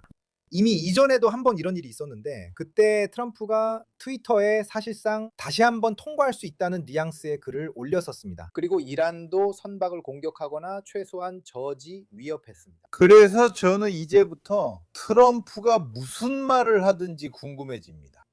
외교적으로도 그렇고 상업회사 차원에서도 그가 하는 말에 조금이라도 신뢰를 줄 수 있을지 의문입니다. 실제로 방금 전 뉴스가 22시 29분이고 이 뉴스는 22시 28분에 올라왔습니다. 시간이 얼마 차이 나지 않지만 아직 합의는 이루어지지 않았습니다. 악시오스는 백악관 소식통을 인용해 전했습니다. 정부는 트럼프가 다음 주 금요일로 예정된 중국 방문을 마치기 전까지 외교적 돌파구가 마련되기를 기대하고 있습니다. 그 후에 바뀌기도 하고 저도 잘 모르겠어요. 그 날짜까지 합의에 도달하지 못한다면 소식통에 따르면 대통령은 다시 한번 군사행동명령을 내리는 방안을 고려할 수도 있다고 합니다. 저도 잘 모르겠습니다. 이번이 86번째 공격 연기일 텐데 이제는 이런 연기도 익숙해진 것 같습니다. 아니요. 왜냐하면 군사적 위협으로 블러핑을 한다면 그걸 무한정할 수는 없습니다. 그렇게 하면 신뢰를 완전히 잃게 되니까요. 그리고 상상해보세요. 지금까지 우리가 여러 번 봤듯이 전쟁이 고강도로 벌어졌을 때 말이죠. 몇 달 전만 해도 이스라엘이나 미국 소식통에서 이란의 미사일, 발사대, 무기 대부분을 파괴했다고 여러 번 들었습니다. 하지만 실제로는 그렇지 않았습니다. 그 정도는 아니었습니다. 오늘 미국의 주요 이간지에서 기사를 읽었는데 신문 이름은 기억나지 않지만 정말 큰 신문이었습니다. 심지어 파괴된 발사대의 비율을 20%나 그 정도로 낮게 잡고 있었습니다. 그래서 실제로 이란의 무기 대부분이 다시 복구되었다고 말하고 있었습니다. 하지만 이 모든 얘기를 왜 하냐면 한 번의 공격으로 꼭 기습이라고는 할 수 없지만 그래도 비교적 갑작스럽게 혹은 단번에 이루어지는 공격을 상상해 보라는 겁니다. 내일 공격이 일어난다고 생각해 보세요. 이 모든 경고와 준비할 시간이 지난 후에 이란은 분명히 완전히 준비가 되어 있을 것입니다. 숨길 수 없는 것들을 제외하면 폭격할 만한 것이 거의 없을 것입니다. 이란은 모든 것을 옮겼을 것이고 옮길 수 있는 것은 분산시켰을 것이며 숨길 수 있는 것은 숨겼을 것이고 다시 제자리에 배치했을 것입니다. 또한 이전 공격에서 어디가 취약했는지도 분명히 파악했을 것입니다. 어디가 덜 취약하고 미군이 공군 출격을 더 많이 할 수 있는지 이런 문제가 덜 영향을 주는 곳이 어디인지도 파악했을 것입니다. 이란은 최근 몇 주간 오직 이것만 해왔습니다. 이란 군인들은 충돌의 두 번째 공멸을 준비 중이며 첫 번째 때보다 덜 준비됐다고 보기는 어렵습니다. 그들은 또 다른 꽤 중요한 일도 하고 있습니다. 바로 그들만의 타겟팅 과정을 정교하게 다듬고 있다는 것입니다. 즉, 지금은 이것은 방어적인 부분에 해당하며 그들이 받을 수 있는 타격으로부터 스스로를 보호하는 방법입니다. 두 번째 부분은 어떻게 하면 가장 아픈 지점을 정확히 때릴 수 있는지에 관한 것입니다. 한 달간의 전쟁 경험을 바탕으로 잘못된 점과 더 잘 통할 수 있는 미사일, 사용할 수 없었던 미사일을 생각합니다. 어쩌면 2개 대신 3개를 보낼 수도 있었겠죠. 이 기간 동안 배운 모든 것과 정교화 그리고 아마도 전략적 취약성에 따라 표적을 식별하는 과정의 정교화에 관한 것입니다. 즉 그들은 계획을 더 정교하게 다듬으며 여러분 생각에 우리가 이스라엘을 대규모 공격에 노출시키면 진짜로 나흘 만에 끝낼 수 있을까요? 예를 들어 하이파 항구라든지 여기 해수, 담수화 시설들 그리고 그들이 가진 2개의 정유소 같은 곳을 초토화시키는 거죠. 그러니까 이런 것들에 집중하면 그 국가가 얼마나 버틸 수 있을까? 얼마나 오래 견딜 수 있을까? 그걸 말하는 거예요. 이번 달은 계획을 세우는데 정말 많은 도움이 됐어요. 그 계획들은 1년 전에 쌓은 게 아니라 실제 경험을 바탕으로 만들어진 것들이죠. maturate un mese e mezzo fa. 그러니까 방패뿐만 아니라 검의 역할도 있다는 거죠. 어떤 면에서는 확실히 그렇습니다. 흔히 모든 군대는 이전 전쟁을 치를 준비가 되어 있다고들 하지만 이번 경우에는 지금의 전쟁을 준비하고 있는 거죠. 왜냐하면 지금 이 순간 다시 시작한다면 그들은 정말로 전쟁을 더 잘 치를 준비가 되어 있기 때문입니다. 본질적으로 2달 전과 같은 특징을 가진 전쟁이죠. 그리고 바로 여기서 제 생각에는 우리가 앞서 말한 내용과 다시 연결됩니다. 라이브를 시작하겠습니다. 즉 지난 몇 달 동안 이란인들이 분석해온 모든 위성 정보의 역할을 생각해 보십시오. 즉 바로 그런 의미에서 미사일이나 드론 공격이 어디를 더 많이 통과했는지 예를 들어 그리고 어디에서는 그런 방식으로 공격할 가치조차 없는지 파악하는 것입니다. 예를 들어 만약 한 탄도탄 방어 체계가 예를 들어 이스라엘의 탄도탄 방어 체계가 매우 효과적이라는 것이 드러났다면 말이죠. 일단 장군님의 고양이에게 인사드립니다. 만약 방어 시스템이 특정 종류의 중거리 미사일에 대해 매우 효과적인 것으로 드러났다면 이란은 더 이상 그런 표적의 미사일을 낭비하지 않고 다른 표적에 사용하기로 결정할 수도 있습니다. 반대로 방어 시스템이 비효율적이라면 값싼 미사일 등에 취약하다는 의미입니다. 이란은 값비싼 미사일이나 추가적인 탄도미사일을 낭비하지 않고 오직 자폭 드론만 사용할 수도 있습니다. 저기 그 방어 시스템만 가진 것으로 알려진 곳에서는 이런 계산이 이루어집니다. 또 다른 예로 그들은 경험을 통해 본질적으로 알았을 수도 있습니다. 미국 항공모함 전단을 어느 거리까지 배치합니까? 정찰 드론은 보통 수십 킬로미터 떨어진 곳에서 탐지돼 격추당합니다. 이렇게 드론이 발견되어 격추되는 것입니다. 그런 경우에도 이 정보를 활용해서 정찰을 어느 정도까지 감행할지 또 어느 정도까지 안전하게 대기할지 판단할 수 있습니다. 결국 정말 많은 문제들이 있다는 걸 알 수 있죠. 다니엘레와 주세페 한번 볼까요? 이 전쟁에는 비용이 따릅니다. 미국에서도 이게 화제가 되고 있는데 경제 위기를 초래하는 것과는 별개로 진짜 실제적인 비용이 있다는 거죠. 저는 청문회가 있었다는 걸 알고 있기 때문에 이렇게 말하는 겁니다. 그리고 트럼프 팀은 예산이나 추정치조차도 제시하지 못했습니다. 맞아요. 바로 그겁니다. 아까 제가 언급했던 수치도 분명히 더 늘어났겠지만 지난주만 해도 무기 등으로만 250억 달러가 투입된 것으로 평가됐습니다. 이 점은 워싱턴에서도 강조되고 있습니다. 이 점은 아까 카피티니도 언급했었습니다.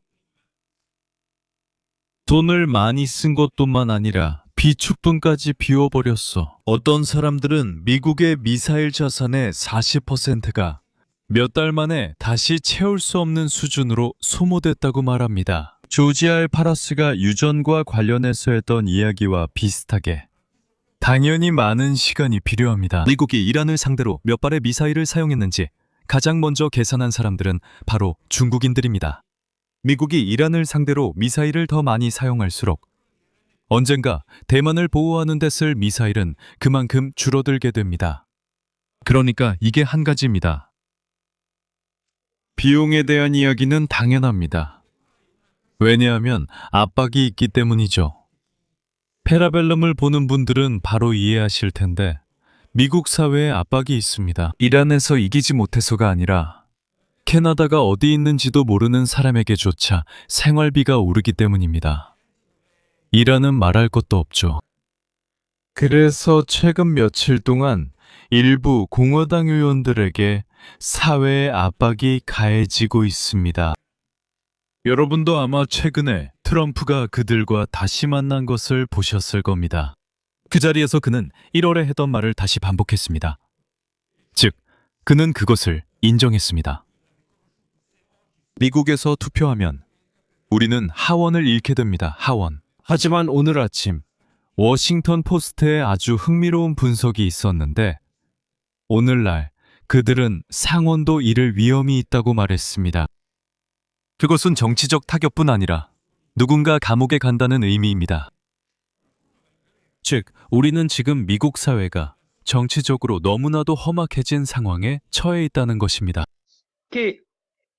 트럼프는 전 FBI 국장, CIA 국장 등과 같은 인물들을 감옥에 넣으려고 합니다. 하지만 장담하건대 오늘날 소수인 반대편이 승리하게 되면 더 이상 용서하지 않을 것입니다. 즉, 그는 특히 워싱턴에서 여러 가지 원한을 쌓아왔습니다. 워싱턴에는 수천 명의 차피티니 동료들, 수천 명의 펜타곤 장군들, FBI와 CIA의 간부들이 있었습니다. 지난해 다마스쿠스에서 약 30만 명의 연방 공무원이 해고됐지만 특히 워싱턴에는 길거리로 내몰린 고위 간부들이 넘쳐나고 있습니다. 그들은 복수할 날만을 손꼽아 기다리고 있습니다. 그들이 공화당 선거에서 지면 그리고 지금 상황으로 봐서는 사실상 집니다. 그래서 네가 말한 전쟁 비용 문제에 대해 특히 일부 미국 팟캐스트에서 이런 이야기가 들리기 시작하고 있습니다. 평균적인 미국 유권자가 이렇게 말하는 겁니다. 아니, 잠깐만요. 당신들은 의료 지원을 삭감했잖아요. 하지만 당신들은 약속했었잖아요. 이게 모든 인간에게 중요한 문제인데 미국의 약값이 비싸다고 했었잖아요. 부끄럽다고 전 세계와 비교해서 정말 부끄러운 수준이라고 했잖아요. 그리고 금리 때문이 아니라고도 말했었죠. 그리고 나서 테슬라 같은 중국과 경쟁하던 그나마 남아있던 자동차 산업도 무너뜨렸잖아요. 지금 같은 때에 전기차가 있으면 정말 편할 텐데요. 여러분은 저를 다시 화석연료로 돌아가게 만들었고 그래서 미국을 경쟁에서 제외시켰어요. 저는 중국의 길을 활짝 열어주고 미국인은 점점 더 비싸지고 점점 더 오염되는 화석연료로 고생하게 두는 거죠. 그리고 당신은 묻겠죠. 트럼프 행정부가 이런 일을 한 대가로 무엇을 얻었냐고요. 최근 며칠 동안 이 질문이 분명해졌습니다. 사실 예측하기 쉬운 질문이었죠. 중간 선거가 가까워질수록 미국 여론은 자신들의 대표들에게 더 많은 것을 요구합니다. 이란 전쟁 문제로 어디까지 가려고 하는 겁니까? 분명히 말씀드리지만 우리는 이 문제에 대해 이야기하지 않았습니다. 하지만 루비오가 교황을 방문한 것도 마찬가지입니다. 조심하세요. 최근 여론조사에서 트럼프가 며칠 전에 교황을 다시 모욕했을 때 공화당원들까지 포함해서 3분의 2가 너 미쳤다고 했습니다. 이건 미국인들이 직접 한 말이지 누가 한 게 아닙니다. 그러니까 지금 미국 사회에는 경제 문제뿐만 아니라 트럼프의 접근 방식에 대한 문제도 있습니다. 여러분도 아마 보셨겠지만 플로리다에 트럼프 이름을 딴 첫 번째 공항이 개장했습니다. 하지만 그게 첫 번째일 뿐입니다. 왜냐하면 그가 또 뭘 했기 때문이죠. 트럼프는 댈러스 공항과 뉴욕 펜스테이션의 이름도 바꾸라고 요구했습니다.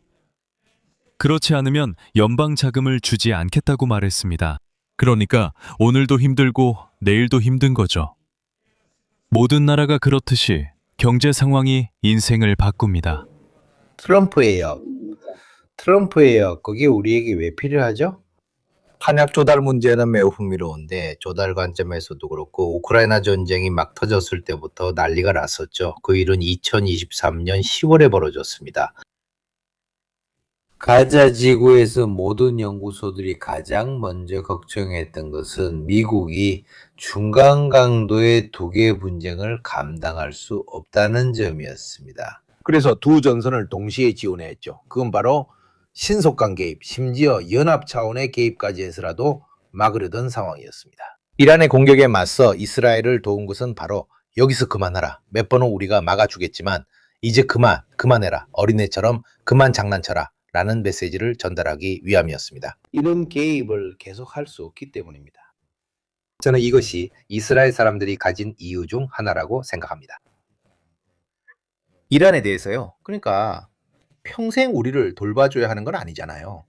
이란에게 제대로 한 방 먹여서 노가웃 시키면 이 사람들이 우리를 공격할 때마다 여러분이 우리를 돌봐줄 필요가 없다는 거죠. 하지만 실제로는 완전히 반대의 효과를 얻었습니다. 한편으로는 유럽이 우크라이나에 공급할 미국산 무기를 사려고 자금을 배정하고 있고 이제는 이 분쟁은 어쨌든 많은 수의 토마호크, 램즈, 미사일 그리고 패트리엇을 성공하게 만들었습니다. 결국 네가 원하지 않던 두 시나리오를 네가 직접 만든 거야. 적어도 이게 23년에는 그렇게 이야기되고 있었어. 한 가지 더 덧붙이자면 우리가 조조 알파라스가 말했던 것과 연결할 수 있는 두 가지 포인트가 있어. 트럼프 행정부는 2달 만에 전략 비축량을 고갈시키는데 성공했어. 알파라스가 설명했던 문제 중 하나는 미국도 우리에게 에너지를 판다는 것이 사실이라는 거야. 하지만 인생의 모든 일이 그렇듯이 1억 배럴이 있다고 해서 마법 지팡이로 해결되는 건 아니야. 생산하는 것보다 더 많이 팔면 줄어들 수밖에 없어. 탄약도 마찬가지야. 그러니까 당신들이 말하는 두 가지는 함께 가는 거야. 그리고 오늘 아침 파이낸셜 타임스에 바로 유럽인들에게 무기를 제공하는 문제에 관한 보도가 나왔어. 그러니까 네가 더 이상 예를 들어 독일인들에게 약속했던 공급을 더 이상 할 수 없게 되는 거지. 이렇게 되면 유럽은 사실상 3, 4년 동안 방어에 구멍이 생기는 문제가 발생해. 그 시점에서 정치적인 반응이 나오는 거지. 미르코, 그러니까 오늘날 유럽 정치인들은 어떻게 보면 곤란한 상황에 처해 있는 거야. 하지만 미국의 신뢰도와 평판에 대한 손상은 유럽이 아무리 걱정하더라도 유럽 정치인들과 일본, 한국, 호주가 미국과는 독립적으로 스스로 조직하도록 만들 거야. 앞으로도 미국 대통령이 누가 되든 이게 바로 핵심이야. 이번에는 이 대통령이 끝나고 다른 대통령이 돌아온다고 해도 예전의 정상 상태로 돌아가는 게 아니야. 이제는 더 이상 되돌릴 수 없어. 내 생각에 제국에서 강대국으로 전환하면서 생긴 피해는 이제 구조적인 문제가 됐어. 하지만 최선의 경우에도 앞으로 20년은 더 갈 거야. 파울로, 오늘도 전화로 이야기했으니까 마무리 네가 해줘. 이 모든 게 정말 가능한 걸까? 우크라이나 전쟁만으로도 충분하지 않았나? 이 위기와 트럼프의 움직임, 예를 들어 우리가 알고 있는 철수나 철수 위협 같은 것들, 사실 물리적, 전략적, 작전적으로는 실행할 수 없는 일들이죠. 하지만 트럼프가 실제로 그런 계획을 추진한다고 가정해보면 그는 우크라이나 전쟁과 같은 갈등 앞에서도 정치인들에게 압박을 가하고 있는 셈이죠. 그들은 유럽군을 창설하는 관점에서 움직이기 시작할 용기를 냈습니다. 왜냐하면 키프로스를 중심으로 한 연합군이 처음으로 조심스럽게 모습을 드러냈기 때문입니다. 매우 소극적이었죠. 포르투갈은 적어도 앞으로 군인이 될 수 있는 모든 사람들을 명단에 올렸습니다. 독일도 마찬가지입니다. 그러니까 5, 6년 전만 해도 군사적 필요성에 대한 논의 자체가 금기시되던 국가들에서도 이제는 이런 논의가 시작되고 있다는 겁니다. 심지어 동원에 대해 이야기하거나 보조병력이나 그와 비슷한 것들을 생각하는 것조차도 말이죠. 저는 도널드 트럼프에게 칼을 대제상을 수여하자고 제안하고 싶습니다. 아시다시피 이 상은 유럽연합에 특별한 공헌을 한 사람에게 주는 상입니다. 트럼프가 유럽연합을 상대로 해낸 일은 누구도 못한 일이기 때문입니다. 아무도 정말로 다니엘 레모로가 잘 말했듯이 모든 확실성을 없애버렸습니다. 이건 한 번 없애면 다음 사람이 다시 복구하지 않을 겁니다. 그냥 시간이 지나면 해결되는 문제가 아닙니다. 그리고 이것이 특히 지도층을 설득시켰습니다. 어느 정도 기간 동안 우크라이나 전쟁의 절반쯤에서 바이든에서 트럼프로 넘어가는 시기에 유럽 지도부는 트럼프가 곧 떠나면 모든 게 원래대로 돌아올 거야 라고 믿는 듯 보였습니다. 우리는 익숙했던 방식과 일정, 요구로 다시 돌아가게 될 거라고 생각했죠. 그래, 어차피 나중에는 이걸 굳이 지키지 않아도 돼 라고 말이죠. 이제 이 태도는 분명히 달라졌습니다. 다니엘레가 아까 말했던 것을 그들이 깨달았기 때문입니다. 트럼프가 끝나도 예전으로 돌아가는 게 아니라 더 예의 바르고 더 차분하고 어쩌면 조금 더 느긋한 방식으로 돌아가서 그대로 남게 됩니다. 이런 식의 미국과의 관계에 대해서요.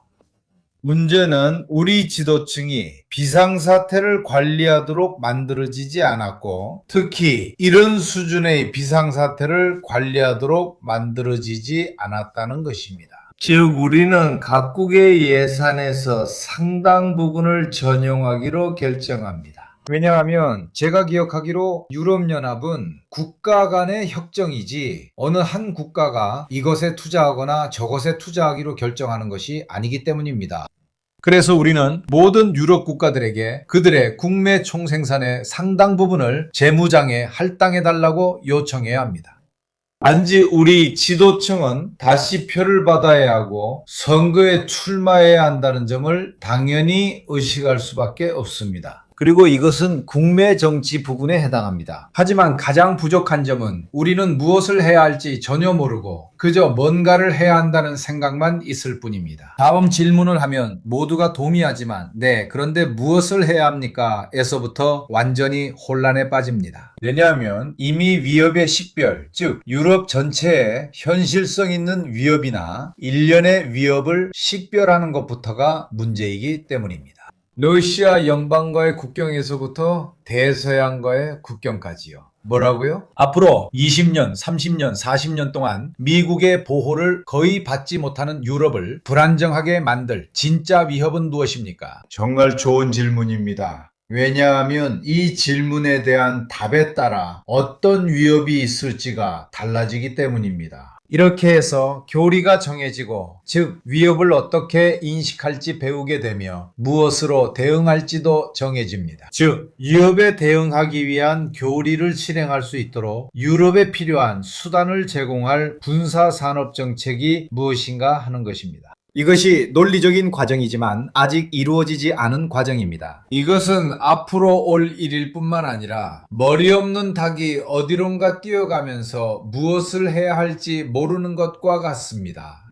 우리는 뭔가 해야 하지만 무엇을 해야 할지는 모릅니다.